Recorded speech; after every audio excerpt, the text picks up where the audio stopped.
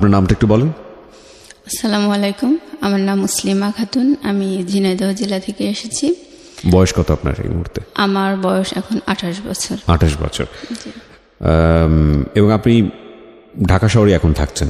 না, আমি ঢাকা শহরে থাকি না, আমি ঝিনাইদহতেই থাকি। আমি চাকরি করি উপসহকারী কৃষি অফিসার, খামারবাড়িতে আমার হেড অফিস।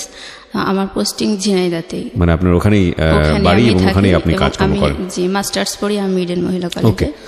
ইডেনে মাস্টার্স পড়ছেন? জি, আমি মাঝে মাঝে আসি আর কি, চাকরির খাতিরে একটু কম আসা হচ্ছে। ওকে, ফাইন। আমরা একেবারে ছোটবেলা থেকে শুরু করতে চাই, যেখান থেকে আপনার মনে পড়ে। ছোটবেলা থেকেই, জন্ম থেকেই বলতে চাই, সেটা হচ্ছে আমরা 4 ভাই বোন। তো একদম প্রথমে একটা বোন হয় আমাদের, তো ও মারা যায়। যেদিন হয় সেই দিনই পরের দিন সকালে মারা যায়। তো ওই বোনটা মারা যাওয়ার প্রায় 2-2.5 বছর পর আমার বড় বোনের জন্ম। তো বড় বোন অনেক ফর্সা সুন্দর, ও খুব আদরের। আর ওর 2.5 বছর পরে আমার জন্ম, এটা হচ্ছে 89 সাল, 25/12/89। তো আমার জন্মের কথা শুনে আমার বাবা চাইতো যে আমার জায়গাটায়, মানে আমি যেন ছেলে হই, এটা আমার বাবা চাইতেন। আচ্ছা। তো যখন আমার নানু বাড়ি হচ্ছে চুয়াডাঙ্গাতে, আমি যখন জন্মালাম আমার বাবাকে সংবাদ দেওয়া হলো ঝিনাইদহতে। তো আমার বাবা শুনলো যে মেয়ে হয়েছে। আমার বাবা যায়নি আমাকে দেখতে। তো আমার মা ওই সময় অনেক বেশি অসুস্থ ছিল, আর ডাক্তার আমার নানুকে বলল যে আপনার মেয়ে অনেক বেশি অসুস্থ বাচ্চা হওয়ার পরে, তো উনি যদি এখন বাবুকে বুকের দুধ খাওয়ায় তাহলে উনি আরও বেশি অসুস্থ হয়ে যাবে। আমি আসলে বুকের দুধ পাইনি কখনো। আমি আমার 4 ভাই বোনের মধ্যে আসলে খুব বেশি দুর্বল। তো ওইভাবে আমি 3-4 মাস নানু বাড়িতে থাকার পরে যখন বাসায় আসলাম, আমাকে আমার মা নিয়ে আসলো। আমি কখনোই বুকের দুধ পাইনি, আমাকে গরুর দুধ খাওয়ানো হতো। তো বাসায় আসার পরে আমার বাবা, আমি হয়েছি কালো, মানে খুব চিকন, খুব রোগা রোগা। আমার বাবার পছন্দ হয়নি। তারপরেও সে চাইতো যেন একটা ছেলে হয়। সেই হিসেবে আসলে তার মনটা খুব বিষণ্ণ ছিল। আর বারবার বলতো আমার আবারও মেয়ে হলো, আমার ঘর অন্ধকার হয়ে যাবে, আমি একটা ছেলে চাইতাম, এসব বলতো। যাই হোক, এইভাবেই আসলে শৈশব। আর যখন একটু বড় হয়েছি, নানু বাড়িতে আমার বড় বোনকে খুব বেশি ভালোবাসতো। তো আমার নানু মাঝে মাঝে, মানে আমাদের বাড়িতে, মানে ওই আশেপাশের মামা যারা আছে তাদেরকে মাঝে মাঝে পাঠাতো। আমার মামাকেও পাঠাতো, যে বলতো ওকে নিয়ে আয়, ওর নাম মেহজাবিন, বড় বোন, ওকে নিয়ে আয়, ও একটু বেরিয়ে যা, ওকে অনেকদিন দেখিনি। এভাবে মামা আসতো, এসেই শুধু বলতো যে বুবু হচ্ছে মেহজাবিনকে নিতে এসেছি। তো ওকে নিয়ে যেত, আর আমি দাঁড়িয়ে দাঁড়িয়ে দেখতাম। ও আমার সামনে, ও ছোট, আমার 2.5 বছরের বড় আর কি। তো ও কাপড় চোপড় গুছায় নিয়ে আমার সামনে দিয়ে হাসতে হাসতে চলে যেত, আমি দেখতাম। আবার মাঝে মাঝে আমিও খুব শখ করে মানে যেতে চাইতাম ওর সাথে নানু বাড়িতে। তো গেলে মানে আমার নানা, খালা, মামা কেউ তেমন খুশি হতো না আমাকে, ওকে দেখে খুব খুশি হতো, কোলে নিত, আদর করতো, এরকম। আমাকে ওরকম করতো না। তারপর মানে আমরা গ্রামের দিকে থাকতাম, তো আমাদের বাসায় টেলিভিশন ছিল না। কিন্তু নানু বাড়িতে রঙিন টেলিভিশন ছিল, ডিশ লাইন ছিল। তো ওরা, আমার খালামণি হচ্ছে আমার মামাতো বোনদেরকে নিয়ে, ওকে নিয়ে মানে টেলিভিশন দেখতো, কার্টুন দেখতো, হিন্দি ছবিতে নাচ গান এসব দেখতো। তো আমার মামাতো বোন টোন, ভাই, আমার বোন সবাই একসাথে নিয়ে, কিন্তু আমাকে ডাকতো না আমার ছোটো খালা। ঘরের দরজা বন্ধ করে দেখতো, আর যখন একটু জানালা খোলা থাকতো ওই জানালা দিয়ে আমি বাইরে দাঁড়িয়ে দেখতাম, মানে আমাকে ঢুকতেই দিত। আমার চেহারা দেখলে সবাই রেগে যেত, এরকম একটা অবস্থা। মানে আমার নানু বাড়িতে সবাই মানে সুন্দর চেহারার ভক্ত, এটাই আর কি। তো আমি ওরকম যখন দেখতাম, আমার খালা যখন দেখতে পেতো যে আমি এভাবে টেলিভিশন দেখছি, ও রেগে যেত, বলতো এই যা যা, এখন টিভিতে কিছু হচ্ছে না, দেখার মতো কিছু হচ্ছে না, যা।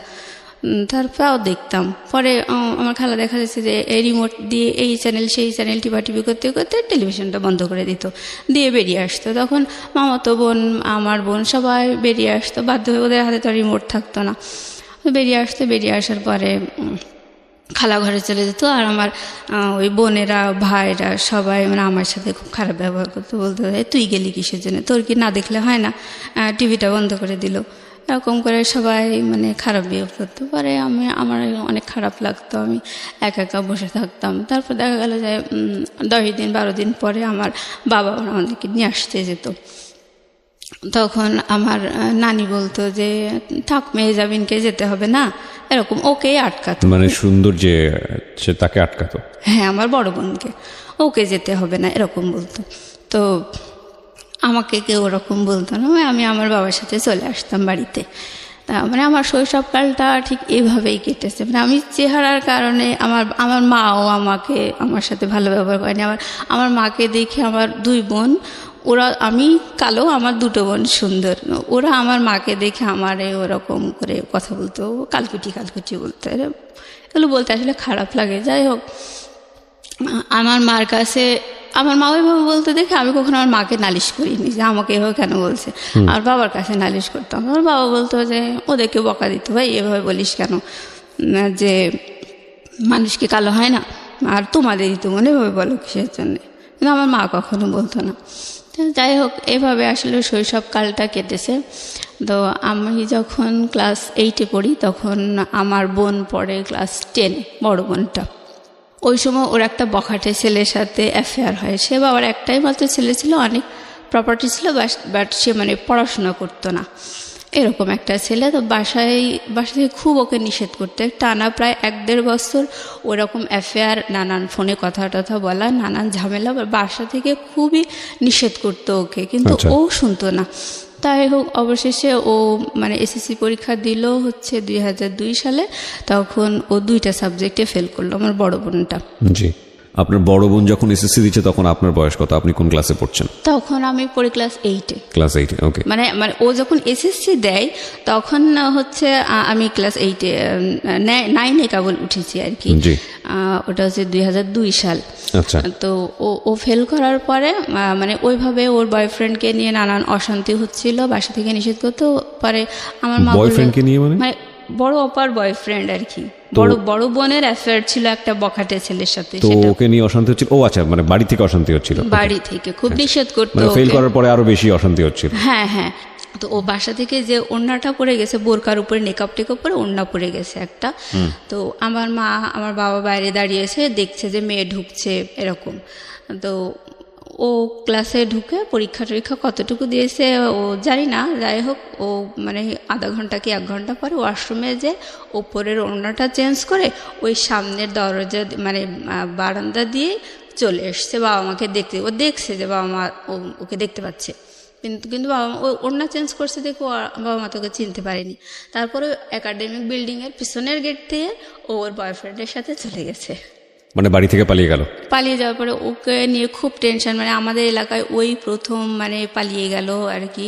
আর মানে পরীক্ষা সেন্টার থেকে পালিয়ে যাওয়াটা মানে সব মিলিয়ে খুব বিচ্ছিরি একটা কেলেঙ্কারি অবস্থা। আর বাবা মা মানে একেবারে হতাশ। তো ও তো বিশাল একটা হার্ট করলো। তো আমার বাবা আসলে কেমন পাগলের মতো, ওর তো প্রায় 6 মাস মতো কোনো খোঁজই পাওয়া যায়নি। ও পালিয়ে যাওয়ার 4-5 দিন পরে বাসায় টেলিফোনে ফোন করছে। ফোন করে বলছে যে আব্বা রিসিভ করার পরে ও আব্বা বলছে যে মা তুমি আমাকে দেখতে আসবে না, কাঁদছে বলছে। তখন ও বলছে যে না, তোমাদেরও আমার দরকার নেই, আমারও তোমার দরকার নেই। এভাবে বলার পরে বাবা ওর লাইন কেটে দিয়ে মানে আমার ও খোঁজই নাই। এবার 5-6 মাস পরে আমার বাবা বাধ্য হয়ে কেস করলো যে আমার মেয়েকে এরকম নিয়ে গেছে, নাবালক মেয়ে, আমি পাচ্ছি না। তারপর ওরা কেস করার পরে পুলিশের যে নানান হ্যারাসমেন্ট এগুলো ওরা শিকার হলে এগুলো পরে ওদেরকে পাওয়া গেল, ওরা আসলো আর কি। তখন আমার বাবা মেনে নিল, ওকে মেনে নিল। হ্যাঁ, মানে জামাই সহ মেনে নিল। হ্যাঁ, জামাই সহ মেনে নিল। তো যখন ওকে মেনে নিল, ও বাসায় আসলো, তখন ও 4 মাসের প্রেগনেন্ট। তখন ওর বেবি হলো 2004 সালে, আর ওকে ক্লাস 9-এ ভর্তি করে দিয়ে হলো 2005 সালে। ওই টিচারদেরকে বলে যে যাই হোক ভুল টুল করেছে, আপনারা আবার একটু শুরু করার ব্যবস্থা করেন। তো ওকে 9-এ ভর্তি করে দিল। ওর বেবিটা তখন বসতে শিখেছে। আর ওই 2005 সালে আমি এসএসসি ক্যান্ডিডেট। তো আমি ওর বাবুটাকে রাখি, পড়াশুনো করে, আমার তো আর স্কুল নেই। ও যেত স্কুলে আর পড়াশোনা করতো। যাই হোক, এইভাবেই ও এসএসসি পাশ করলো। তারপর এসএসসি পাশ করার পর ওর হাজব্যান্ড বিদেশে গেল। আমার বাবাই খরচা করে বিদেশে পাঠায়, মানে ওদের সাথে আসলে আত্মীয়তা হয় না, কিন্তু তারপরেও মেনে নিয়েছে, কি করা যাবে। এই ফাঁকে 2 বছর ছিল ওর হাজব্যান্ড বিদেশে, ও এই ফাঁকে ইন্টারমিডিয়েটটা পাশ করলো। আচ্ছা, পাশ করার পরে ইডেন মহিলা কলেজে অ্যাডমিশন দিল। ও হচ্ছে ইকোনমিক্সে চান্স পেল। চান্স পাওয়ার পরে ও যখন মানে স্কুলে থাকতে প্রাইভেট পড়তো, তখন ওর সাথে আরও কয়েকটা ওর ফ্রেন্ডও প্রাইভেট পড়তো। আমরা সবাই গার্লস স্কুলে পড়ছি, বাট বয়েজ স্কুলটা পাশেই ছিল। বয়েজ স্কুলের কিছু ফ্রেন্ড ওর সাথে প্রাইভেট পড়তো। ওখানে একটা ছেলে, ওরই ক্লাসমেট, ওকে খুব পছন্দ করতো ওই সময়, যখন ওরা হাজব্যান্ডের সাথে ওর অ্যাফেয়ার ছিল। তো ও ইডেনে চান্স পাওয়ার পরে ওই ভাইয়াটা বললো যে দেখ, সেই সময় আমি তোকে খুব পছন্দ করতাম, তোকে এখনও আমি পছন্দ করি। এটা বলার পরে ও দেখলো যে না, আসলে ও একটু বল পেলো। হ্যাঁ, আর ইডেন কলেজে চান্স পাওয়ার পরে ও দেখলো তো এটা অন্যরকম জগৎ। ও একদম গ্রাম লেভেলে বিয়ে করছিল, মানে তখন আর ওর ফ্রেন্ডটা এরকম বললো যে আমি তোকে এখনও পছন্দ করি। তখন ও একটু মানে ভরসা পেল। তারপর ওর হাজব্যান্ডকে ডিভোর্স দিয়ে দিল। দেওয়ার পরে মানে ওই ভাইয়াটার সাথে ওর রিলেশন শুরু। এই পর্যন্ত আমি ওর গল্পটা থামাতে যাচ্ছি। তারপর আমি আমার গল্প বলছি। আমি 2005 সালে এসএসসি পাশ করার পরে আমার বাবা আমাকে খুলনাতে কৃষি ডিপ্লোমা ভর্তি করে দিল। জি। তো আমি আমার বোন যখন পালিয়ে গিয়ে বিয়ে করছিল, তখনই আমি মানে বাবা মায়ের এরকম মানসিক অবস্থা দেখে খুব চারিদিকে মান সম্মানের একটা বিচ্ছিরি হ্যারাস, এই কারণে আমি মানে খুব ডিটারমাইন্ড হয়েছিলাম ওই সময় যে আমি কখনো পালিয়ে গিয়ে বিয়ে করব না, প্রেম করব না। এই আমার বাবা মাই আমাকে আশীর্বাদ করে ভালো ছেলে দেখে বিয়ে দেবে, এরকম একটা ইচ্ছে ছিল। তো আমি যখন ডিপ্লোমা সেকেন্ড ইয়ারে পড়ি, তখন আমার বাবা আমাকে একটা বিয়ে ঠিক করেছিল। সেই ছেলেটা ঢাকাতেই ছিল, সেটা মিডিয়াতে এটিএনে মানে আর কি চাকরি করতো, প্লাস দু একটা ওই নাটক নির্মাণ করতো, এরকম একটা। তো সেই ছেলেটা আমাকে দেখে পছন্দ করছিল, বাট তার পরিবার আমাকে পছন্দ করেনি। এই তো এখানে আর হলো না। আমার মায়ের একটা স্বভাব আমি বলতে চাই যে উনি খুব আগাম গল্প করা পছন্দ করে, আগে আগে গল্প করে, আর সে কখনো নিজের দোষগুলো ধরে না। আর যখন মানে আমি জাস্ট বলছি, এগুলো আমার নিন্দা বলছি না, আমি সারা জীবন এরকমই দেখে আসছি। তো কখনো নিজের দোষ ধরে না। ইভেন যদি তার নিজের দোষ ধরা হয়, তখন সে এতটাই আগুন হয়ে যায় যে মানে উল্টা সে আরো বদনাম দেয়, মানে মিথ্যা একটা বদনাম দিয়ে থামানোর চেষ্টা করবে, এইভাবে এরকম। আর আমার বাবা হচ্ছে কি, উনি খুব কেয়ারলেস সংসারের প্রতি। সে বাইরে মানে অন্যদের কাছে সে উদার হওয়া পছন্দ করে, সম্মানিত হওয়া পছন্দ করে, বাট সে পরিবারের প্রতি খুব কেয়ারলেস, এরকম। তো আমার বাবা যখন আমার ওই বিয়েটা ঠিক করলো, তখন আমাকে থার্ড ইয়ারে আমি পড়ি, প্রায় থার্ড ইয়ারেই উঠেছি ওই সময়। তো আমার বাবা আমাকে টাকা দিয়ে আসতে গেছে, হোস্টেল খরচ দিয়ে আসার সময় আমার বাবা বলছে যে তোমার থার্ড ইয়ার মানে 6th সেমিস্টারে উঠবো আমি ওই সময়। আমার বাবা বলছে তোমার 6th সেমিস্টারে ওঠার আগ দিয়ে যদি বিয়ে হয়ে যেত তাহলে খুব ভালো হতো। আমি বলছি কেন? বলছে যে তাহলে টাকাটা ওই তারেক দিত, মানে আমার যে ছেলের সাথে বিয়ে ঠিক হয়েছে ওই ছেলেটার নাম হচ্ছে তারেক। এখন বলছে তাহলে ও তোমার ভর্তি খরচটাও তারেক দিত। মানে আমার বাবা সবসময় চাই যে অন্যরা কষ্ট করুক, যাই করুক, কোনোভাবে কাজটা কমপ্লিট হয়ে যাক, আমি ঝামেলামুক্ত হয়ে যাই, এরকম একটা মেন্টালিটি। বদনাম না, আমরা সব ভাই বোনই এরকমই দেখে আসছি। যাই হোক, বাবা বড় বোনকে বেশি ভালোবাসতো, ওর প্রতি একটু যাই হোক। আচ্ছা, আমি এখন বলছি যে আমি আমার বাবাকে বললাম যে তুমি তাহলে ওই কথা কেন বলছো, সেমিস্টার ফি অনলি 2500 টাকা, আর তুমি বিয়ের অ্যারেঞ্জ তো অনেক বেশি হয়, তো তুমি এই কথা কেন বলছো, 2500 টাকা তুমি দিতে পারবে না, এটাই কি? আমার বাবা কোনো কথা বললো না, আমাকে টাকা দিয়ে বাসায় চলে গেল। তো আমার যখন বিয়েটা ঠিক হয়েছে, অলরেডি আমার সাথে তার দেখা হয়নি, কিন্তু আমার বোন, আমার ভাই তাকে দেখে এসছে। মানে ছেলেটা আমার জীবনে একটা ইয়াং ছেলের চেহারা, এত মানে একটা হাড্ডি সার, হ্যাঁ, আর চুলগুলা বড় বড় এরকম, মানে আমি একেবারে চুজেবল না, তো বয়সও অনেক। যাই হোক, তারপরে আমি সবসময় বলতাম যে না, আমি কখনো, বাবা মা আমাকে আশীর্বাদ করে দেবে, সেই হিসেবে আমারও মানে ওদের বর্ণনা শুনে আমারও পছন্দ হয়নি, তারপর আমি মেনে নিয়েছিলাম। তো যাই হোক, আমার মা মানে আমার সাথে দেখা সাক্ষাৎ, আমার ওই পাত্রটার সাথে দেখা সাক্ষাৎ হওয়ার আগেই আমার মা আমাদের পাড়া প্রতিবেশী, আত্মীয় স্বজন সবার কাছে বলে বেরিয়েছে মেয়েকে মিডিয়ার একটা ডিরেক্টরের সাথে বিয়ে দিচ্ছি। এইভাবে বিশাল গল্প করে, মানে আমি কলেজেই আসি, আমি কিছুই জানি না। তারপর কিছুদিন পর আমার বাবা বলতেছে, তোমাকে তো ওই পাত্রপক্ষের থেকে দেখতে আসবে, তুমি বিয়ে তো হয়েই যাবে, তুমি তোমার লাগেজপত্র সব গুছাই নিয়ে প্রিন্সিপাল স্যারকে বলবা যে তোমার বিয়ে হয়ে যাবে, তুমি আমার বিয়ে হয়ে যাবে, আমি ঢাকায় ট্রান্সফার হয়ে যাব, আমার জন্য টিসি রেডি করবেন, এটা তোমার প্রিন্সিপালকে বলে তুমি জিনিসপত্র গুছাই নিয়ে চলে আসবা। তো এর মাঝে আমার ওই ছেলেটা আমাকে দেখতে এসেছে। দেখতে আসার পরে আমাকে দেখে বেশ পছন্দ হয়েছে তার। তো আমার বান্ধবীদেরকে আমারও পছন্দ, মানে সে আমাকে পছন্দ করছে, বাট তাকে দেখে আমার মোটেও পছন্দ হয়নি, আমার বান্ধবীদেরও পছন্দ হয়নি। এই তোরে কি ঠিক করছে, বাদ দে, এরকম বললো। তারপর আমি বলছি, না রে, বাবা মা ঠিক করেছে, তা থাক, সব তার চেহারার মধ্যে নেই, ভালো মন মানসিকতা থাকতেই পারে। আমি আর কিছু বললাম না। তারপর প্রিন্সিপাল স্যারকে ওইভাবে বলে আমি বাসায় চলে আসছি। তো বাসায় যখন আসার পরে আশেপাশে লোকজন বলছে, আর কয়দিনই বা 2 দিন বাদে তো শ্বশুরবাড়িতে চলে যাবে, এরকম করে বলতেছে। এবং আমি খুব হতবাক, না আমার সাথে এখন তো কিছুই হয়নি, তাই এত লোকে জানে বিষয়টা, খুব অবাক লেগেছে। তারপর আমি চলে আসলাম। বাসায় আসার পরে ওই পাত্রপক্ষের বাবা মা ওরা দেখতে আসলো। আসার পরে কিছু বললো না, বাড়িতে যে বললো যে মেয়ে দেখে পছন্দ হয়নি, এরকম। যাই হোক, ওই পার্টটা চুকে গেল। বিয়ে যেহেতু হলো না, আমি আবার পরে প্রিন্সিপাল স্যারকে ফোন দিয়ে বললাম যে স্যার এরকম আমি কলেজে আসতে চাচ্ছি। তো তখন প্রিন্সিপাল স্যার আসলে ওই মুহূর্তে একটু অন্য টেনশনে ছিল, হয়তো একটু মনটা খারাপ ছিল। তখন আমার বলছি, দেখো বাবু, তুমি আমাকে বলেছিলে টিসি রেডি করতে, আমি তো ওইটা নিয়েই আসি, তোমার জন্য আমি টিসি রেডি করছি, যাই হোক তুমি আমার ফোন দিও না। মানে ওই সময় উনি অন্য কারণে টেনশনে ছিল, আমার সাথে ভালো বিহেভ করেনি। এবার আমি আমার বাবাকে বলছি, মাকে বলছি যে স্যার তো এই কথা বললো, এখন কী করা যায়? তখন আমার মা আমার বাবা দুজন মিলে আমাকে ওই লাগেজপত্র সব নিয়ে আবার আমাকে কলেজে রেখে আসলো এবং প্রিন্সিপাল স্যারকে সব ঘটনা খুলে বলল, মানে মিথ্যা বললো যে ওরা প্রাইভেট কার দাবি করেছে দেখে মেয়েকে দিই। আমার চেহারা দেখে পছন্দ হয়নি, এটা বলে নাই আর কি। মানে আপনার চেহারা দেখে পছন্দ করেনি? না না, যে ছেলেকে আপনি পছন্দ করলেন না, সেই ছেলে আপনার চেহারা দেখে পছন্দ করলো না? হ্যাঁ। ওকে। ছেলেটা আমাকে পছন্দ করেছে, ছেলেটার পরিবার আমাকে পছন্দ করেছে, ছেলেটার পরিবার আপনাকে পছন্দ করেনি। আচ্ছা। তো ওই পার্ট চুকে গেল আমার। তো আমি ফাইনাল ইয়ারে যখন, তখন আমার বাবা আরও একটা বিয়ে ঠিক করলো। তো ওই ছেলেটা ছিল এসএসসি পাস করে মানে প্রাইভেট পলিটেকনিক থেকে ডিপ্লোমা একটা সেমিস্টার পড়ে বাদ দিয়ে দিয়েছে পড়াশোনা, এরকম একটা ছেলের সাথে। তবে সেই ছেলেটা খুবই সুদর্শন, আমার গল্প শোনা আর কি, আমি দেখিনি। তো ওরকম একটা ছেলের সাথে আমার বাবা আমাকে বিয়ে দেওয়ার জন্যে নানু বাড়িতে মতামত দিয়ে দিল, দিয়ে আমাকে নানু বাড়িতে নিয়ে গেল দেখানোর জন্য। পরে ওই ছেলের পরিবারও আমাকে দেখে পছন্দ করেনি। তো যাই হোক, ওইটাই শেষ।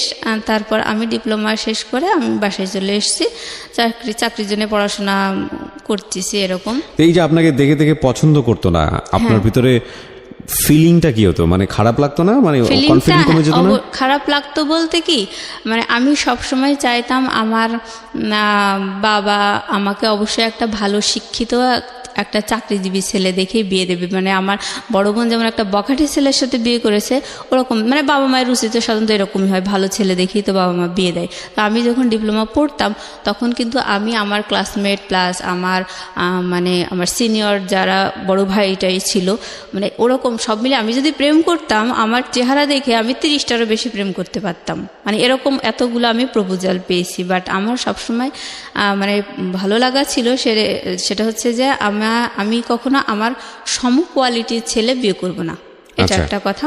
আর একটা হচ্ছে আমার বাবা মা দেবে এবং আমাকে ভালো শিক্ষিত এবং চাকরিজীবী ছেলে দেখে বিয়ে দেবে, যাতে সমাজে আর 10 জন বলে যে না জামাইটা ভালো হয়েছে, ওই আগের মতো ওরকম 3rd গ্রেডেড হয়নি, এরকম একটা আমার শখ ছিল। তো যাই হোক, আমার বাবা মা কিন্তু খুব লো কোয়ালিটির ছেলে দেখেই কিন্তু 2বার আমার বিয়ে ঠিক করেছে। একটা এসএসসি পাস আর একটা হচ্ছে ওই যে প্রডিউসার ছিল, উনি কিন্তু ওনার অনেক এজ ছিল, ওনার যে কোয়ালিফিকেশন কি কখন কত সালে এসএসসি এগুলো সে কিছুই বলতো না, মানে বয়সটা ধরা পড়ে যাবে দেখে। তো যাই হোক, ওনারটা জানা যায়নি। এই পার্টগুলো চুকে গেল। তো আমি ডিপ্লোমা শেষ করে বাসায় এসে মানে ওই সময় যখন পড়তাম আর কি ডিপ্লোমা, তখন ফাইনাল ইয়ারের দিকে এসে আমার বেশ কয়েকটা বান্ধবীর বিয়ে হয়। তো ওরা অ্যারেঞ্জ ম্যারেজ, সব বাবা মাই দিয়েছে ওদের। তো ওদের হাজব্যান্ডরা মানে শিক্ষিত ছিল, সবাই অনার্স মাস্টার্স পাস, ইভেন তারা ভালো প্রাইভেট ফার্মে জব করতো এরকম। তা আমার দেখে ভালোই লাগতো। তা আমি তখন ভাবতাম যে আমার বাবা মায়ের উপর আমি এতটা ডিপেন্ড করি, আর আমার জন্য কোন কোয়ালিটির ছেলে ঠিক করেছে। যদিও তারা আমাকে দেখে পছন্দ করেনি, তা আমাকে দেখে পছন্দ করেনি দেখেই মানে আমি রেহাই পেয়েছি। হ্যাঁ, মানে আমার বাবা মা কখনো আমাকে জিজ্ঞাসা করেনি যে তোমার কেমন ছেলে পছন্দ বা এই দুটো ঠিক করেছি, এগুলো তোমার ভালো লেগেছে না, এগুলো আমাকে কখনো জিজ্ঞেস করেনি। ওকে। তো আমার এরকম একটা খুব মনক্ষুণ্ণ ছিলাম আমি যে কেমন একটা ছেলে দেখলাম, আমার বান্ধবীদেরও তো বিয়ে হলো। তো এরকম নিয়ে আমার খুব মনটা খারাপ ছিল। ওইভাবে আমি বাসায় পড়াশোনা করি। আর আমার স্বভাবটা হচ্ছে আমি কখনো বেশি কথা বলি না, চুপচাপ থাকতে আমার ভালো লাগে। আচ্ছা। আর আমার ছোট বোনটা কিন্তু অনেক চালাক, ওকে একটা অন্যায় কথা বললে ও দেন অ্যান্ড দেন মানে ওটা রিপ্লাই দিয়ে দেয়, একদম মানে রিয়েল অ্যান্সার যা হওয়া উচিত সেটা দিয়ে দেয়। আর আমার বড় বোন কিন্তু একটু বেশিই চালাক, ওকে যদি একটা অন্যায় কথা বলা হয় ও ওই অন্যায় কথাটা যে ওটা যে আসলে অন্যায় কথা এটা পেটের থেকে বের করার জন্য ও আর একটা পাল্টা অন্যায় কথা বলে দেবে। দেওয়ার পরে ও সত্যিটা যাচাই হয়ে যাবে, ও এরকম। আর আমি হচ্ছে অন্যায় কথা শুনে চুপ করে বোকার মতো হা করে থাকি, মানে কোনো প্রতিবাদ করতে পারি না, মানে কী যে অ্যান্সার হবে সেটাই আমার মাথায় ঢোকে না। পরে দেখা যায় যে ওটা নিয়ে আমি 3 দিন 4 দিন ধরে চিন্তা ভাবনা করছি কেন এটা বললো, এটার অ্যান্সার কী হতে পারে। পরে দেখা যায় যে আর উত্তর দেওয়ার সময় থাকে না, এরকম স্বভাবের হচ্ছে আমি। তো যাই হোক, আমি বাসায় মাঝে মাঝে বান্ধবীদের কথা মনে পড়ে। তো আমার বাবা মায়ের এইরকম পাত্র ঠিক করা দেখে খুব খারাপ লাগে। তো আমি বাসায় এসে চাকরি বাকরির জন্য পড়াশোনা করছি। আমার বোন কিন্তু ইডেনে চান্স পেয়েছে 2010 সালে। আমিও ডিপ্লোমা শেষ করে আমার রেজাল্ট বেরিয়েছে 2010 সালে। এটা আমার রেজাল্টের মানে 1 সপ্তাহ তফাৎ আর কি। তো ও ইডেনে চান্স পেয়েছে, ও খুব আনন্দে আছে। আমিও চাকরি মানে আমার ডিপ্লোমাতে আমি ফার্স্ট ক্লাস পেয়েছি, আমিও খুব আনন্দে আছি। কারণ বাবা মায়ের সিদ্ধান্ত হচ্ছে যে আমার মেয়েকে যেহেতু দেখে 2 পাত্র পছন্দ করেনি, আমি চাকরি বাকরির ব্যবস্থা করব, চাকরি দেব, তারপরে মেয়েকে বিয়ে দেবো। তখন মানে এটা আমার বাবা মায়ের সিদ্ধান্ত।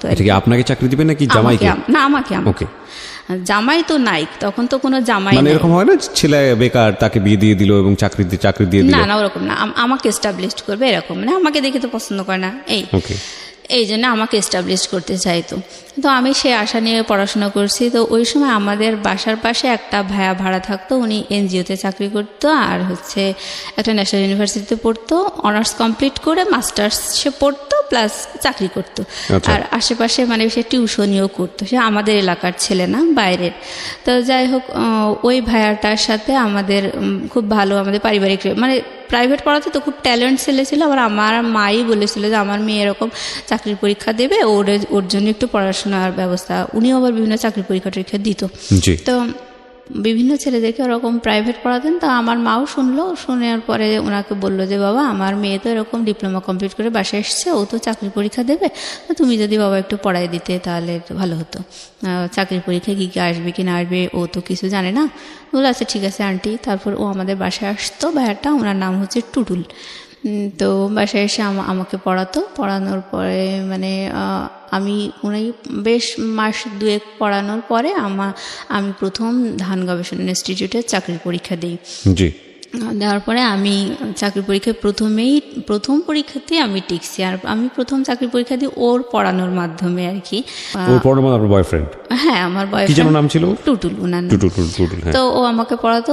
আমি যখনই চাকরি পরীক্ষায় টিকেছি, মেরিট লিস্টে যখন আমার নামটা এসছে, আমি সাথে সাথে ফোন করে দিছি যে বাবা আমি টিকেছি। তখন আমার আব্বা এত খুশি, আমার বয়ফ্রেন্ডকেও বলে দিয়েছে যে বাবা ও না টিকেছে, কিন্তু ও যে আমার বয়ফ্রেন্ড এটা আমার বাসা থেকে কেউ জানতো না।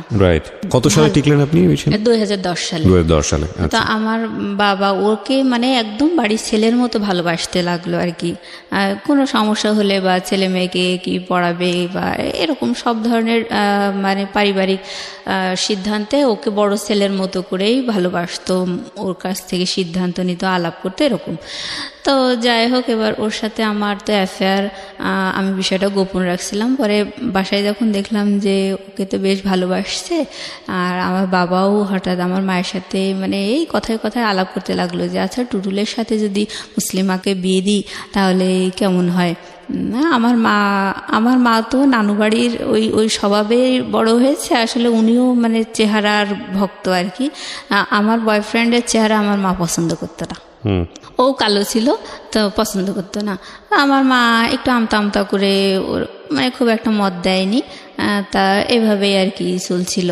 তো আমি আমার ছোটো বোনকে যখন বললাম, পরে আমার ছোটো বোন বলছে যে ভালোই তো, ভাইয়াটা তো অনেক, চেহারায় তো আর সব না, সে তো যথেষ্ট মেধাবী, আর তার স্বপ্ন ছিল হলে বিসিএস পরীক্ষা দেবে, বিসিএস ক্যাডার হবে। তো আমার বড় বোনেরও স্বপ্ন, টিচাররা স্বপ্ন দেখাইছে বিসিএসে তোমাকে হেল্প করা হবে।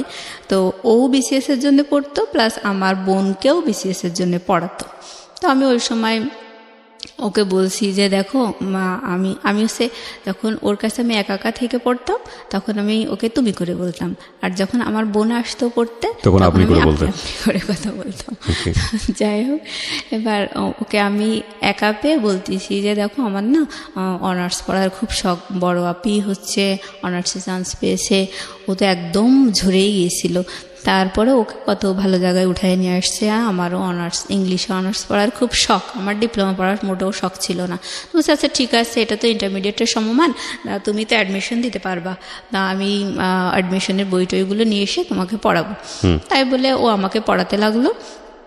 আর বিএল কলেজে ও খোঁজ নিল যে আমি অ্যাডমিশন দিতে পারবো কিনা। তখন ওখান থেকে বলে দিল যে না, সেশন ওভার হয়ে গেছে, 1 ইয়ার ওভার হয়ে গেছে। এটা যদি 2009 সাল হতো তাহলে ও অ্যাডমিশনের জন্য ফর্ম তুলতে পারতো। তো আমার হলো না, ওখানেই ব্রেক হয়ে গেল। তো আমি খুব কষ্ট পেলাম। আর আমি যখন অনার্সের জন্য পড়তাম তখন আমার বড় বোন বলতো অনার্সের জন্য তোর পড়ার কি দরকার, তুই চাকরি বাকরির জন্য ট্রাই কর, চাকরি করার মতো যোগ্যতা তো তোর হয়েছে, তোর এসব মানে ও জেলাস ছিল এক কথায়, চাইতো না যে আমি আর একটু উপরে উঠি। তো ওরকম করে ও নিষেধ করতো, আমি ওগুলো কানে তুলতাম না। তারপর ওটা হলো না দেখে আমার বেশ একটু মন খারাপ হয়ে গেল। এর মধ্যে আমার ওইভাবে আর কি আমাদের ঘটনাগুলো চলতে লাগলো। আর এর মধ্যে হঠাৎ আমার ছোট বোন, ও এসএসসি পাশ করে আসলে 2006 সালে ওর ডিপ্লোমা ভর্তি করে দিয়েছিল বাবা, যে ঢাকাতে মহিলা পলিটেকনিকে সিভিলে। ওর ডিপ্লোমা মানে ওরও প্রায় শেষের দিকে। ওই সময় ওর একটা বয়ফ্রেন্ড ছিল, ছেলেটার বাসা হচ্ছে বরিশালে। তো বরিশালের মানুষকে আমাদের এলাকায় খুব ডেঞ্জারাস মনে করে, তো ওকে সাপোর্ট করতো না। তো ও আবার ওর ওই বয়ফ্রেন্ডের সাথে একটু বেড়াতে গিয়েছিল কোথায় জানি, যাই হোক। তো ওর ফোনটা ছিল অফ, যার কারণে আমার বাবা একটু টেনশন করলো যে কেন ওর ফোনটা অফ। বেশ মানে হাফ বেলা অফ পেয়েছে। আপনার ছোট বোনের? আমার ছোট বোন। কি নাম ছিল? ওর নাম তাসফিয়া। আর ওর বয়ফ্রেন্ডের নাম আমার মনে নেই। যাই হোক, তো ও তাসফিয়ার ফোন অফ দেখার কারণে আমার বাবা, ওর একটা ক্লাসমেট ছেলে, সে ওকে ফোন দিয়ে বলল বাবা, তাসফিয়ার ফোনটা তো আমি অফ দেখছি, তো তুমি একটু দেখো তো, সেও ঢাকায় পড়তো, তুমি একটু দেখো তো ও কোথায় আছে, অফ দেখছি, আমার টেনশন লাগছে, আমার ছোটো মেয়ে বাইরে পড়ে। যাই হোক, এবার ও জানতো যে ওর ওই বয়ফ্রেন্ডটা বরিশালের ছেলে, এগুলো ও জানতো। আর ও খুব জেলাস ছিল, হ্যাঁ, মানে ওর ওই ফ্রেন্ডটা ওকে পছন্দ করতো, কিন্তু ওর বরিশালের ছেলের সাথে অ্যাফেয়ার দেখে ওর একটু রাগ টাগ ছিল এরকম। তো ও দেখলো এটা একটা প্রতিশোধ নেওয়ার বেশ ভালো সময়। তো ও মানে আমার বোনকে কোনো খোঁজখবর না নিয়ে ও ফোন ট্রাই করেছে, ফোনটা অফ দেখেছে ওর ওই ফ্রেন্ডটা। তারপর ও হচ্ছে আমাদের পাড়ায় কয়েকটা ওর পরিচিত, মানে ওর এই ফ্রেন্ডটার পরিচিত কয়েকটা মেয়েকে ফোন দিয়ে বলেছে যে তাসফিয়াকে না পাওয়া যাচ্ছে না, ও পালিয়ে গেছে, এরকম করে বলেছে। বলার পরে তখন পাড়া প্রতিবেশীরা মানে একটু মনক্ষুণ্ণ, মানে তারাও একটু ঠাট্টা করার সুযোগ পেল, বলতেছে ও ওনার 2 সুন্দরী মেয়ে তাহলে একই কাজ করলো, এরকম বলতেছে। বলার পরে এটা তো মানে খুব প্রেস্টিজের একটা বিষয় হয়ে গেল। তখন আমার মা খুব টেনশন করছিল। পরে আমার ভাই ওকে ফোনে ট্রাই করার পরে ওকে প্রায় সন্ধ্যার দিকে ওর ফোনটা মানে ওপেন পেয়েছে আমার ভাই। পাওয়ার পরে ওকে বলল যে জানিস তোর টেনশনে আম্মা হচ্ছে স্ট্রোক করেছে, এখন অবস্থা অনেক খারাপ, হার্টের খুব সমস্যা, মানে হার্ট হয়তো বাইপাস করা লাগতে পারে, তুই যেখানে আসিস তুই তাড়াতাড়ি চলে আয়। ওকে। এবার ও তো টেনশন, ও খুব মা ভক্ত ছিল, তো ও টেনশনে মানে একেবারে জামা কাপড় 2-4টা গুছায় নিয়ে বাসায় চলে এসেছে। আসার পরে ওর ফোন কেড়ে নিয়েছে বাবা। আমার মা বাবা দুজনে মিলে ওর মানে সেলফোনটা কেড়ে নিয়েছে। দেওয়ার পরে ওকে বলেছে যে কিছুই হয়নি, তুমি এরকম এরকম করেছো, তোমাকে বিয়ে দিয়ে দেওয়া হবে। ওকে, বড় মেয়ে একবার এরকম করলো, তুমি এরকম হ্যারাস করতেছো, আমাদের কি প্রেস্টিজ নেই, আমাদের কি সমাজে বাস করতে হবে না, তোমাকে বিয়ে দিয়ে দেবো।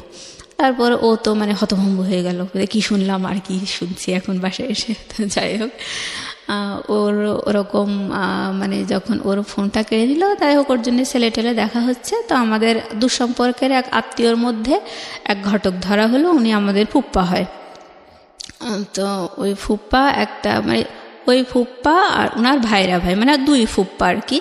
তো ছোট ফুপ্পাটা একটা ভালো পাত্র নিয়ে আসলো। সেই ছেলে হচ্ছে ঢাকা ইউনিভার্সিটি থেকে অনার্স মাস্টার্স করা, মনে হয় ম্যানেজমেন্ট নাকি, সাবজেক্টটা মনে নেই। উনি অগ্রণী ব্যাংকের সিনিয়র অফিসার ছিলেন ভাইয়াটা, প্লাস বিসিএস এর ভাইবা দেবে এরকম একটা পর্যায়ে ছিল।